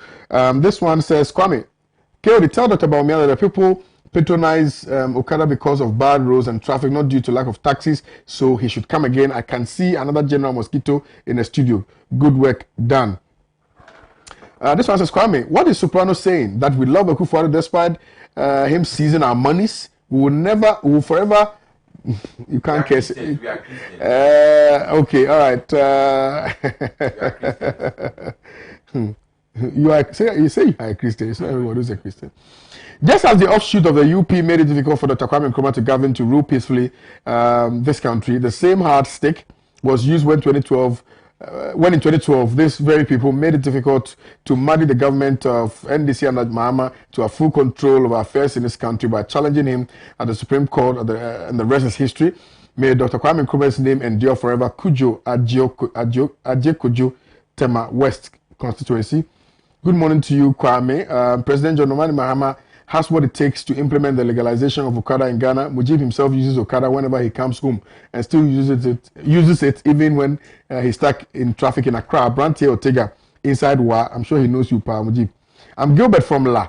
My brother, it has always been an issue for a black man to see his fellow black man celebrated. So I am not surprised at what some people try to do when we want to celebrate Sergeant Dr. Kwame Nkrumah. Please tell your panelists that Nkrumah is not Jesus Christ. Anyway, Nkrumah was one who won independence for us and not Angel Michael. So he can't be perfect in achieving everything.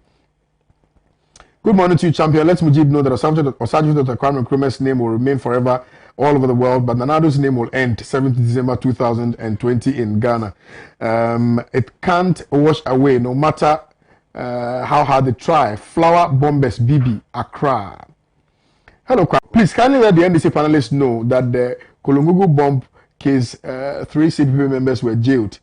They were Akweje, Teria, Adamafio, and Crab. This is also a fact. Okay. Kwame, I sincerely like the way you host your program. It, however, seems the example you are citing regarding measures taken on COVID-19 vis-a-vis justification for PDA of President Nkrumah is below the belt. The two are not the same. Let's try to be honest. What is politically bad cannot be defended. Thanks, Ejayao sent in this one.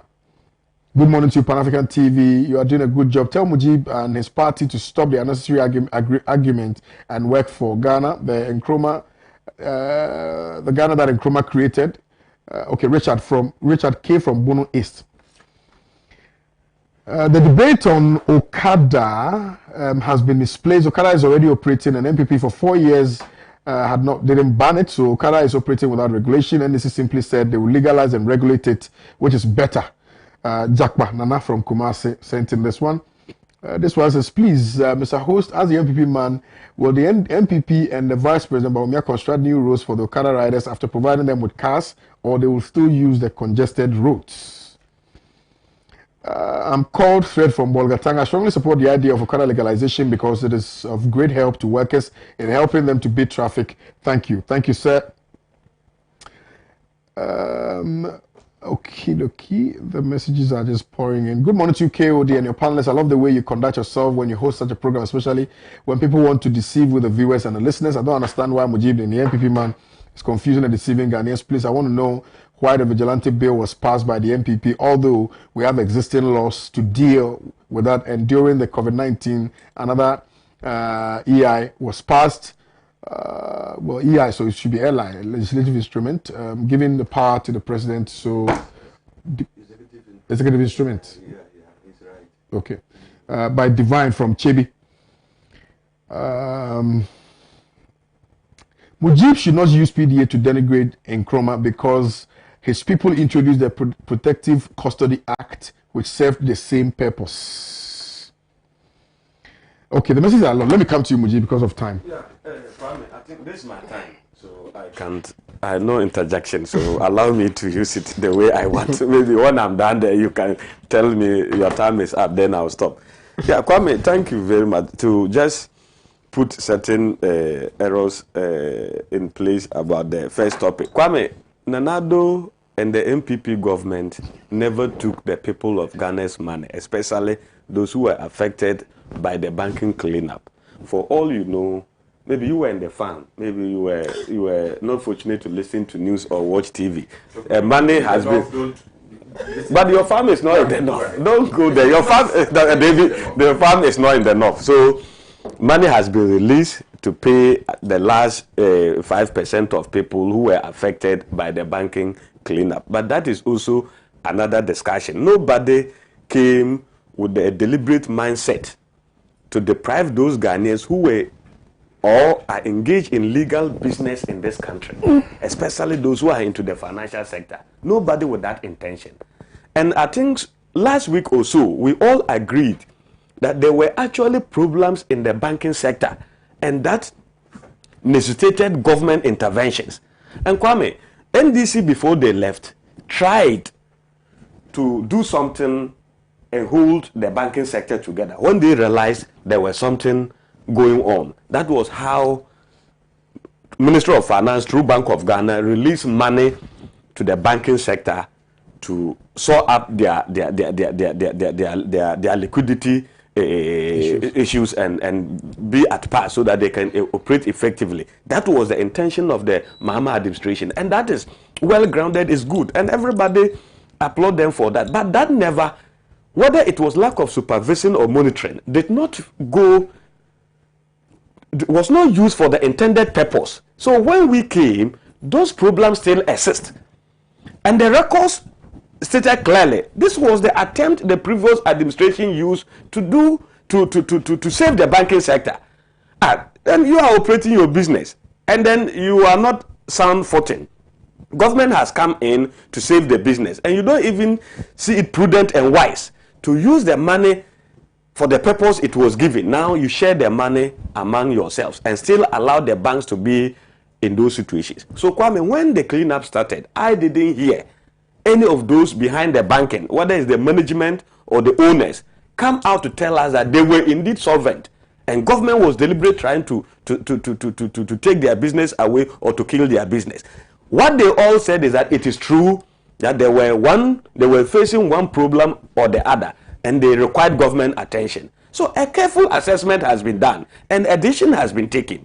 Of course, people's monies were locked up, peoples were affected, especially those who are working, but government has found a way of assuaging the suffering and the agonies of these people. So what were you now I'm coming, you did any time complain here that people's monies have been locked up, but government has been releasing money, the receivers has been paying. I don't know whether directly you are affected. If directly you are affected, then you have to get back to your bank or the receivers and you get your money. But don't come and sit here. That's not true. But don't come and sit here. And it's public records. The recent money government has released, the 3.5 billion Ghana cedi. It's on records and it's all over. So it's for what? It's for what? To pay. Oh my God. Let me make his point, please. So I hope that is the argument. So let's get that one. So don't just come and try to denigrate the president or paint the government black that something deliberate was done to let the people of Ghana suffer. That is inaccurate. That is wrong. I don't expect you to be spewing those lies into the public domain. Yeah, no problem. Kwame, Okada. And yeah, I know I'm going to Okada, but Kwame, quick one. You see, it is not my nature to denigrate or to try to condemn people, but when the facts are wrong or when you are trying to dilute the facts, I will not agree, especially when I know what is right. Kwame, stated here and again, me in my interactions with people, Kwame Nkrumah has done extremely well for this country. People, I'm coming, but we all agree that Kwame, say me, you have your successes and you have your failures. But my worry is when we want to tackle of the failures, people just are jumping on the rooftop. Why? And this morning we all agree that PDA was introduced under Kwame Nkrumah. That is a fact. Now you divert the argument to why it was introduced. That is also another discussion. But let's agree the fact that it was introduced and we move on. Nobody is trying to say he didn't do well. He did. Why? He did well. He came. He was brought. Some foresighted of those who were in the forefront realized his potentials and what he can do. He was brought in. Fine. They were moving along the line. They separated. Fine. That is human behavior. Okada. Me and you, we can be friends. Tomorrow something can happen. You go your way, I go my way. Okada. But we are still human beings. Okada. He succeeded. He gained independence. But that doesn't make Kwame Nkrumah know all. That one is a fact. But he's the founder of Ghana. I mean, that is a bone of contention. So that is. But you agree that he's a founder, don't you? Let's move on. Come on the. Do you or do you not agree? On the you know, but do you or do you not agree? But I'm not obliged to answer you, so I don't have any problem. Let's move on. Kwame, on the issue of Okada, I listen and I look at the NDC position on it. Let's try to situate the topic correctly. Kwame, the laws we have on motorbikes are not banning on the use of motorbike privately. As you are sitting here, you can own a motorbike and can use motorbike to do your business. You don't have problem with anybody. And you can use your motorbike to pick a parent rider somebody, provided you do the right thing, you put your crash helmet and you make sure you protect yourself, you don't have a problem. I think the law is banding on the use of using it for commercial purposes. That is the position of the law. I hope you are getting the argument. So I have a motorbike. Even here, I'm trying to get a motorbike here, and I'll use it private, but I'm not going to use it for commercial purpose. Your type of motorbike. So when I pick it, it's free. I'm not charging you anything. Yours will be the sports one, the high quality. That is the sports one I'm going, but that is not the high. But you are also praying, so we should be behind. You don't pray that we get there. Yeah, we get there. Kwame, at least get there. we should get there. So it's not any problem. You see what they are saying. You see, this is diabolic. So Kwame, we are there and we are here. Politics. People try to just hoodwink the people into voting for them. Therefore, you are seeing all juicy of promises being put out there. But I sat down and I look at it and I analyze it. I said, but these young men who are engaged in the Okada business, Kwame, if you interacted with some of them, these are well-informed group of people. To some, they are highly educated and they know. These are breadwinners. They know themselves. But you see, situations can compel you to go into certain areas that hitherto within you wouldn't have loved to go in.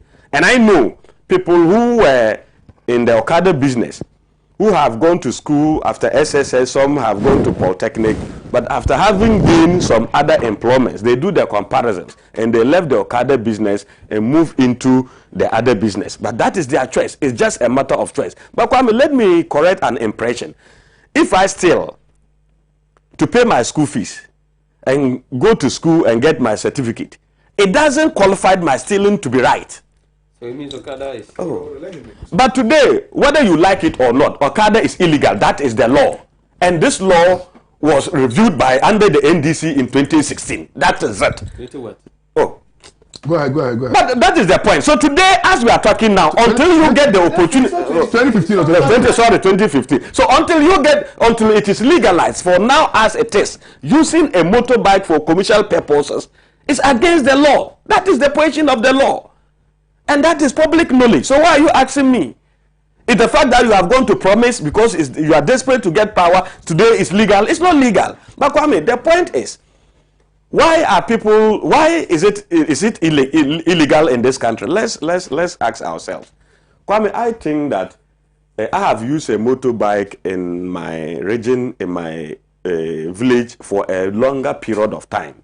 And I've seen it is risky, but it is less risk in those areas in terms of accidents. But when it comes to the health situation, until sometimes you learn to use the nose mask, but consistent use of it, when the air comes in, that has effect on the cardio. But that is the situation we found ourselves as a developing country. But Kwame, I think that it is more a problematic to the state when it go to the urban centers. That is the problem. Kwame, it is a problem because we don't have the infrastructure. And I stated it. I said, but if you go elsewhere, the way they design their roads, I think, Kwame, part of the road is just deliberately removed. And that one is for either you are walking or you are using a bicycle or you are using a motorbike. Kwame, it is not for nothing. It is to reduce the accident rate by using those kinds of means. But do we have it as a country? We don't, because we never envisage that we find ourselves in this situation we are today. But it is true. Nobody can take away from those people that, because they are not employed. They need to earn something. And who are the causes? Kwame, successive governments has failed us, and that is where we are today.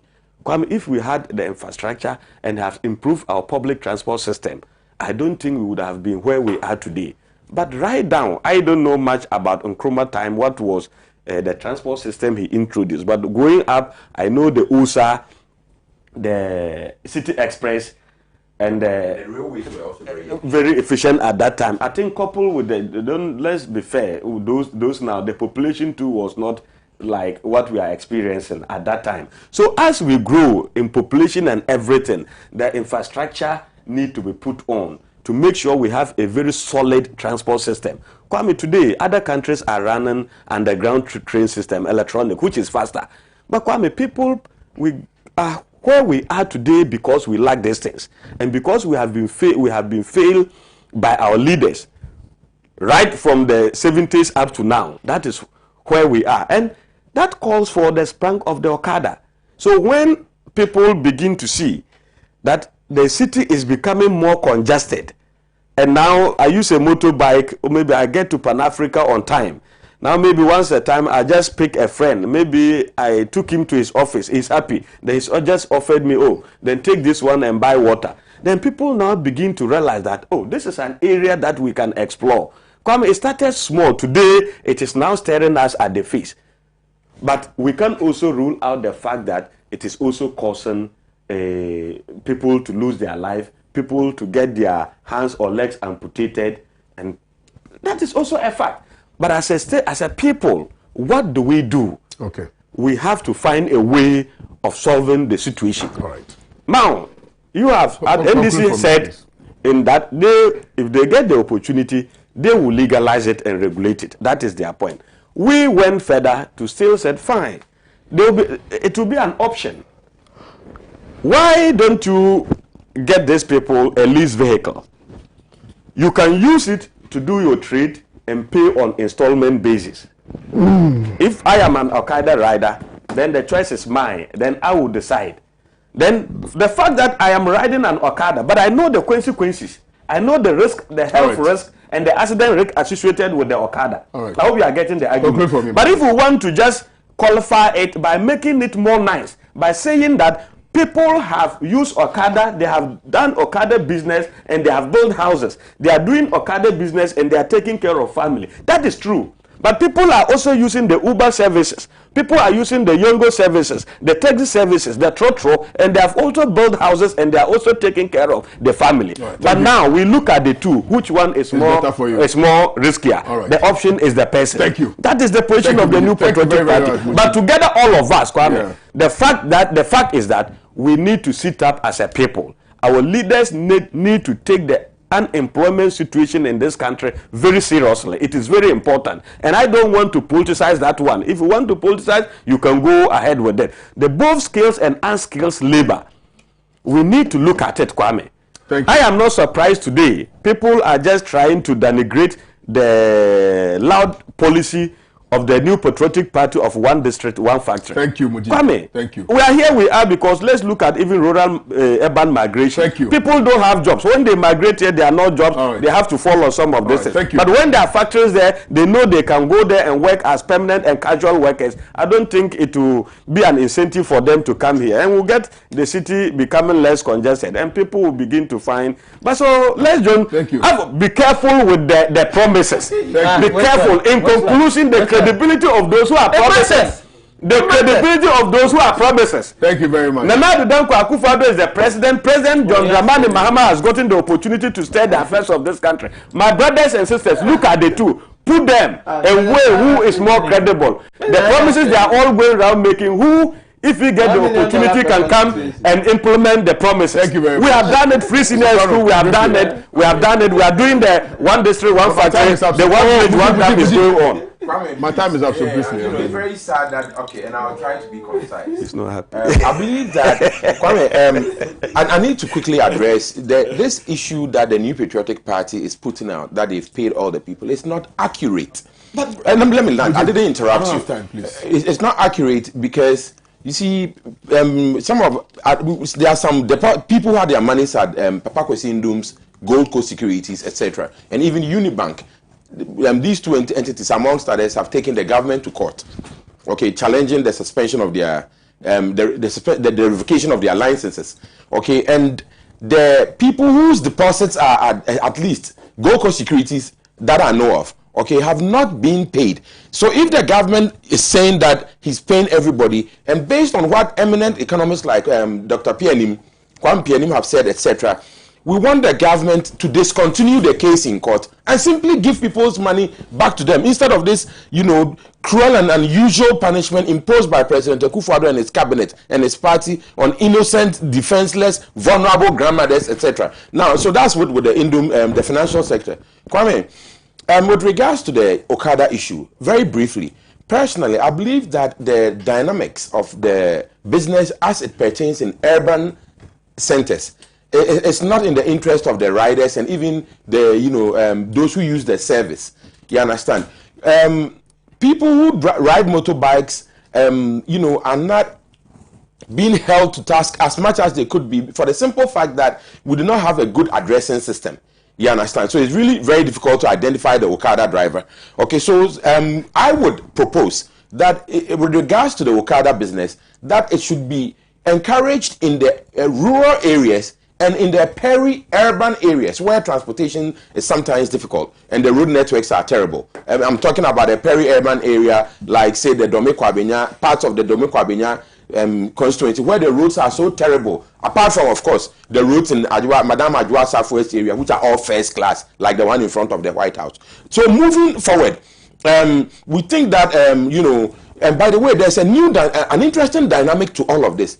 You see, the government has not been able to solve the transportation challenges facing Ghanaians. So the private sector, in the form of the Okada people, seem to be moving in. And it reminds me of the GPRTU of TUC. That was not a government construct. The GPRTU also evolved as a people-centered, a spontaneous solution from the ground up, because the government of Ghana is largely a weak government, by and large. Not necessarily Nana Akufo-Addo, who is also weak, but as the government of Ghana. But you see, Kwame, now I'm coming down here. What hurts me, what pains me, as we say in Ghana, is that in the year 2020, in the year when people are talking about renewable energy, solar energy, wind energy, at a time when people are using IT to move their populations forward and create jobs, when people are using artificial intelligence, you understand, in Ghana, Volta region, we have lithium deposits that could be used to make batteries for the renewable energy industries, etc. When all of these things are happening in an era of high unemployment, of poor health care for the average Ghanaian, in an era when we are having constant bloodbaths on our roads because they are so terrible, and the government of Ghana has, disappointed the Ghanaian endlessly, in an era of massive corruption, Mujib, and a friends and family type era of government, in an era of, dysfunctional educational, paradigms because of the COVID-19 processes, and also because the government is not really able to get a handle on the double track system, etc. When all of these challenges are happening and the opportunities are there, the New Patriotic Party and the National Democratic Congress are talking about Okada, that this is what they want to do for Ghana. My fellow Ghanaians, you see, if you're a young man in this country and the MPP and NDC are telling you that they want to give you Okada, hey, are you serious? Is that what you are settling for? Okada. And President Akufo-Addo, he says, and he's talking about Okada, and President John Mahama, he says Okada. When people are doing IT, people are doing artificial intelligence, people are doing drone aviation. Can I ask you a question? And you are talking about Okada. You see, this is why we are saying that any comparison between the New Patriotic Party and the exercise in mediocrity. I promise you, Convention People's Party, you will never do Okada. Listen, Okada is too small for you, Ghana man, for Christ's sake. Please, Mr. Young Man, Mr. Young Woman, don't fall for this. I'm highly disappointed. Okada, I feel the Okada that Moka wants them. Is that what you have for Ghanaians? President Akufo-Addo and President Mahama, you are talking about Okada. Vice President Bawumia Okada na Afedi Walker. Okay, you see, Ghana people, we cannot continue like this. So we have to change the game. In an era when people are going to space, building drone, and then Okada. So we are talking about Okada.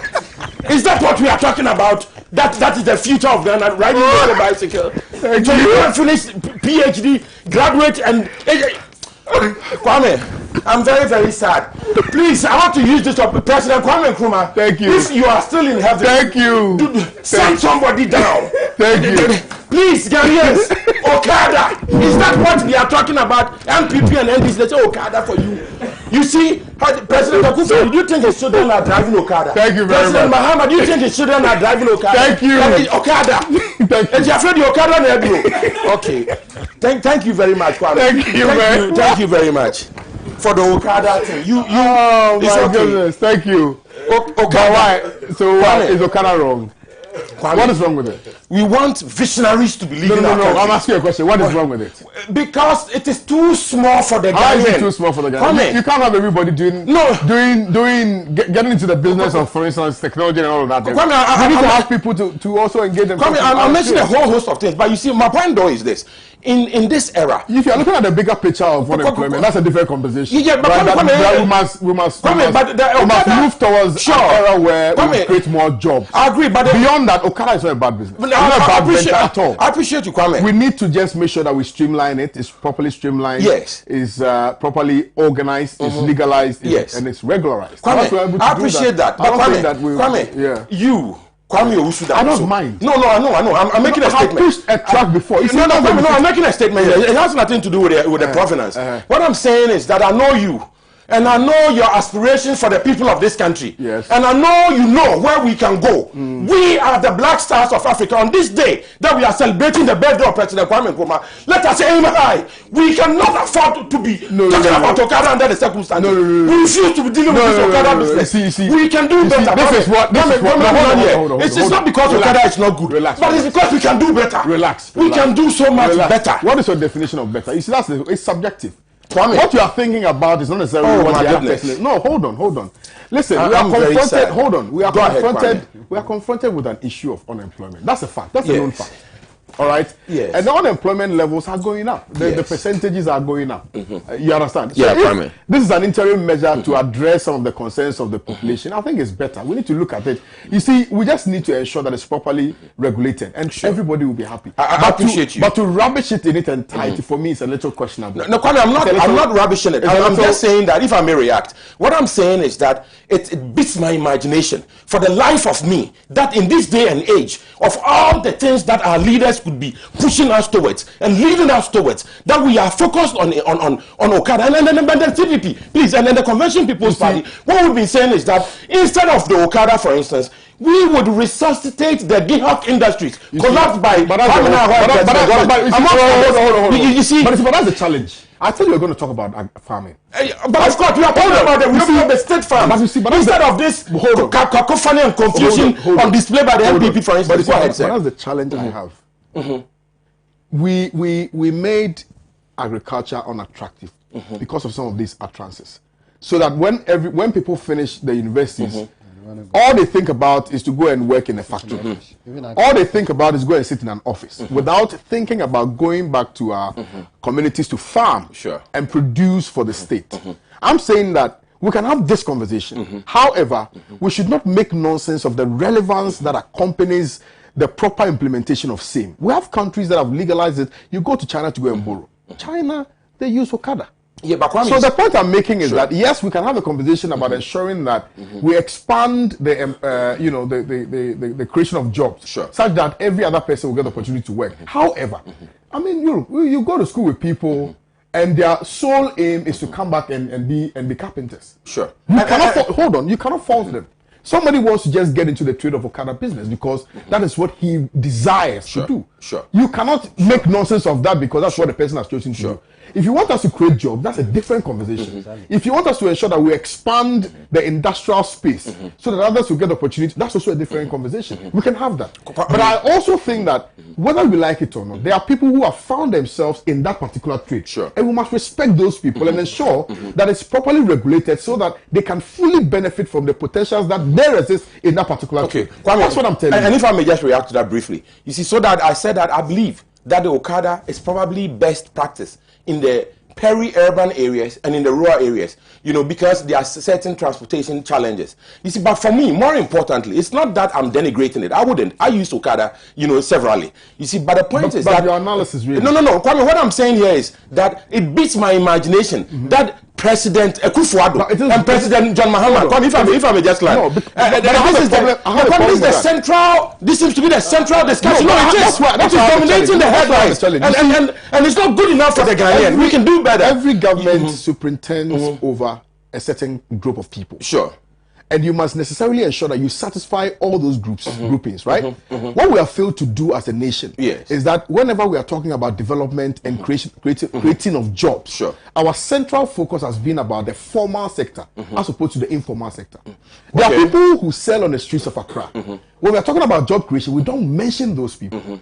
There are people who sell in the market. When we're talking about creating jobs, we don't talk about those. But hold on. There are people who are engaged in Okada business. When we're talking about job creation, we don't factor those people into that conversation. Yes, sir. And for me, this is the time for us to begin to have such conversations so that we'll be able to bring out all of these nuances that you're talking about. What are the positives? What are the negatives? How do we ensure that we marry the positives and the negatives so that it will benefit somebody who has deliberately decided to get into that trade? That is the conversation we must have. But to make nonsense and say that, oh, in this modern Ghana, President Akufo-Addo and President Mahama are engaged in Okada business, for me, it's an argument that falls flat on its face. It's an argument that ab initio does not find expression in conscience.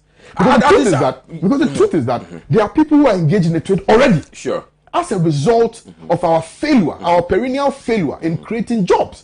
So the people have found a means of survival. Would you rather they go out, they go and steal? No. Right. Would you rather they commit, they get into I know you let me react. So in the business of armed robbery? No. You know, so we must factor all of these issues into the conversation so that we can, you know, going forward, proffer better solutions that will help ameliorate and alleviate the challenges that the people are facing. That should be the bottom line of the conversation. I appreciate it, Kwame. Again, I want to, you know, reiterate what I said at the, you know, when I started giving my submission, this particular instance. And I said that I believe that due to the challenges in the urban areas with regards to... I think you stated So my point here being that I support that if there are people already in the business, that they should be facilitated to do even better. But I refuse to, again, countenance the situation whereby, in this situation, where we have poor health care, bloodbath on our roads, all the various challenges facing us, that we are spending so much of our time and political capital discussing Okada. And Kwame, I'm just saying that, listen, it's a political season we are in. And we are saying that we in the Convention People's Party, we have a better option for Ghanaians. We will not be dwelling so much on Okada. And by the way, this Okada is not a productive business. It is a service industry. We want to position our youth in productive industries. For instance, I talk about, why are we talking about Okada when we could go and mine the lithium deposits in the Volta region and create renewable energy engineers? Another aspect that you can look at. Sure, but you cannot. I'm not. But that's the point you're making. No, Kwame. I keep referring to the peri-urban and the rural areas where I propose we use Okada. I respectfully disagree with you. But of course. I respectfully disagree. But of course. I'm saying that we must check the pulse of the nation, right? What do the people want? Since the beginning of this, all of these conversations about Okada business, we've heard people speak eloquently and passionately about why they even decided to get into the business in the first place. That is a matter that we must interrogate. And I'm on that page. But should it be the central focus of our discussion? But why not? See, because it's not productive. No, but what's the definition of production? I'm talking about productive industry. You understand? So for instance, okay, but definition. Let's be fair. Can somebody drive an Okada? Hold on. Let's be fair. Let's be fair. Sure. To the political parties. The MPP in their manifesto stated clearly their position on how they are going to ensure the industrialization of this nation. Eloquently. The NDC has intimated unequivocally that they are going to create 1 million jobs.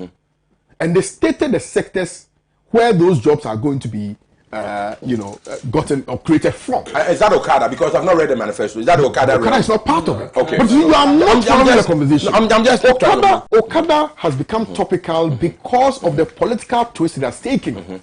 And because of the sentiments that are attached to its legalization. I mean, the people who are talking about Okada, when you look at the NPP and the NDC, they have nothing to offer. Anyway, that's why they are talking about Okada. Ghana became independent they don't have anything in to 1957. A year later, in 1958, UP element led by R.R. Amponsa, Modesto Akpalu, with the help of Army Officer Captain Awete, tried to overthrow the 1-year civilian government.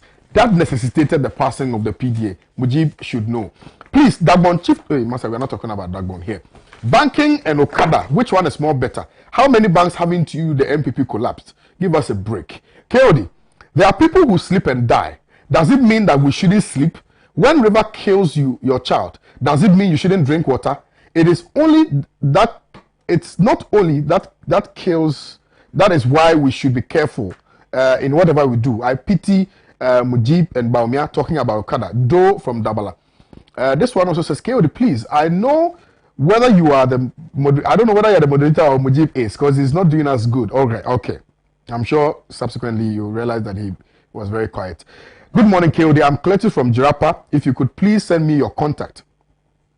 If you had sent your message on WhatsApp, I would have sent you my contact. KOD, may God bless the CPP man for advising my northern elites. Al Hassan, SG Ibrahim, Kasuyile. Good morning to you. My name is Wahab from Wa Central Constituency. Why is Mujib so jittery and talking? Okay, all right. So that's your opinion. This one says, Kwame, please tell the PVP or CPP man that he should take his time and deliberate on issues. Okada is ever good if the riders take their time to ride. CPP, you say CPP what? Will never come to power in Ghana. I'm Emmanuel from Akachi Zuta, Buta region. I totally agree with the CPP man's reaction to the MPP. NDC Okada issue, which of these politicians would you see their families engaged in the business? They think better for their families and bad for the citizens. Interesting perspective there. KOD, please tell the CPP guys soprano to minimize the way. KOD, good morning to you and your experienced pundits for the wonderful work you're doing for Mother Ghana. Okay, you're from Upper East region. Kwame, it's true, both parties are not focusing on the electorates. Good morning to you, Kwame. Try and resign and go do Okada since you are defending it. If it's my passion, why not? We've done things before. I've been a driver's mate before. You know, the fact that you're an Okada man or you're into the trade does not mean that you cannot move from there and do other things. I've been a driver's mate before. I've been a driver's mate before. So when you drive Okada, then what do you graduate? That's one of the areas I'm trying to. Listen, people start small businesses and then springboard from there to do other things. That's what I'm telling you. My time is up. Thank you very much. Thank you, Mujib. Absolutely. Thank you, Mujib. Thank you, Soprano, and thank you very, very much, Delali. Why are you up? Thank you, the viewers, for watching today's edition of Good Morning Africa. My name is Kwame Owusu Danso. So thank you for sending in your messages and your contributions. Let me remind you again that tonight, this evening actually at 4 p.m., we'll be organizing the Kwame Nkrumah symposium here at the premises of Pan-African Television. So if you live within the enclave of Abelinkwe, or even if you are in Accra, you can make your way to Pan-African Television, which is in Abelinkwe, 48 Swaneka Street here in Accra. Or if you have a Google map, just punch in Pan-African Television. It will bring you to our premises, so you can also join in that particular symposium. It will be moderated by Comrade Chiche Opoku, and it will be, the speakers will be Mr. Kwesi Pratt Jr., Comrade Kwesi Pratt Jr., as well as Dr. Nyaho Tamaklo. It's going to be a very wonderful event today. Happy birthday again to the first father of the land, the founder of Ghana, the primus inter pares in our political history, Osajefo Dr. Kwame Nkrumah. I'll see you guys tomorrow. My name remains Kwame Owusu Danso. So thanks a lot. Salute. Have a nice day.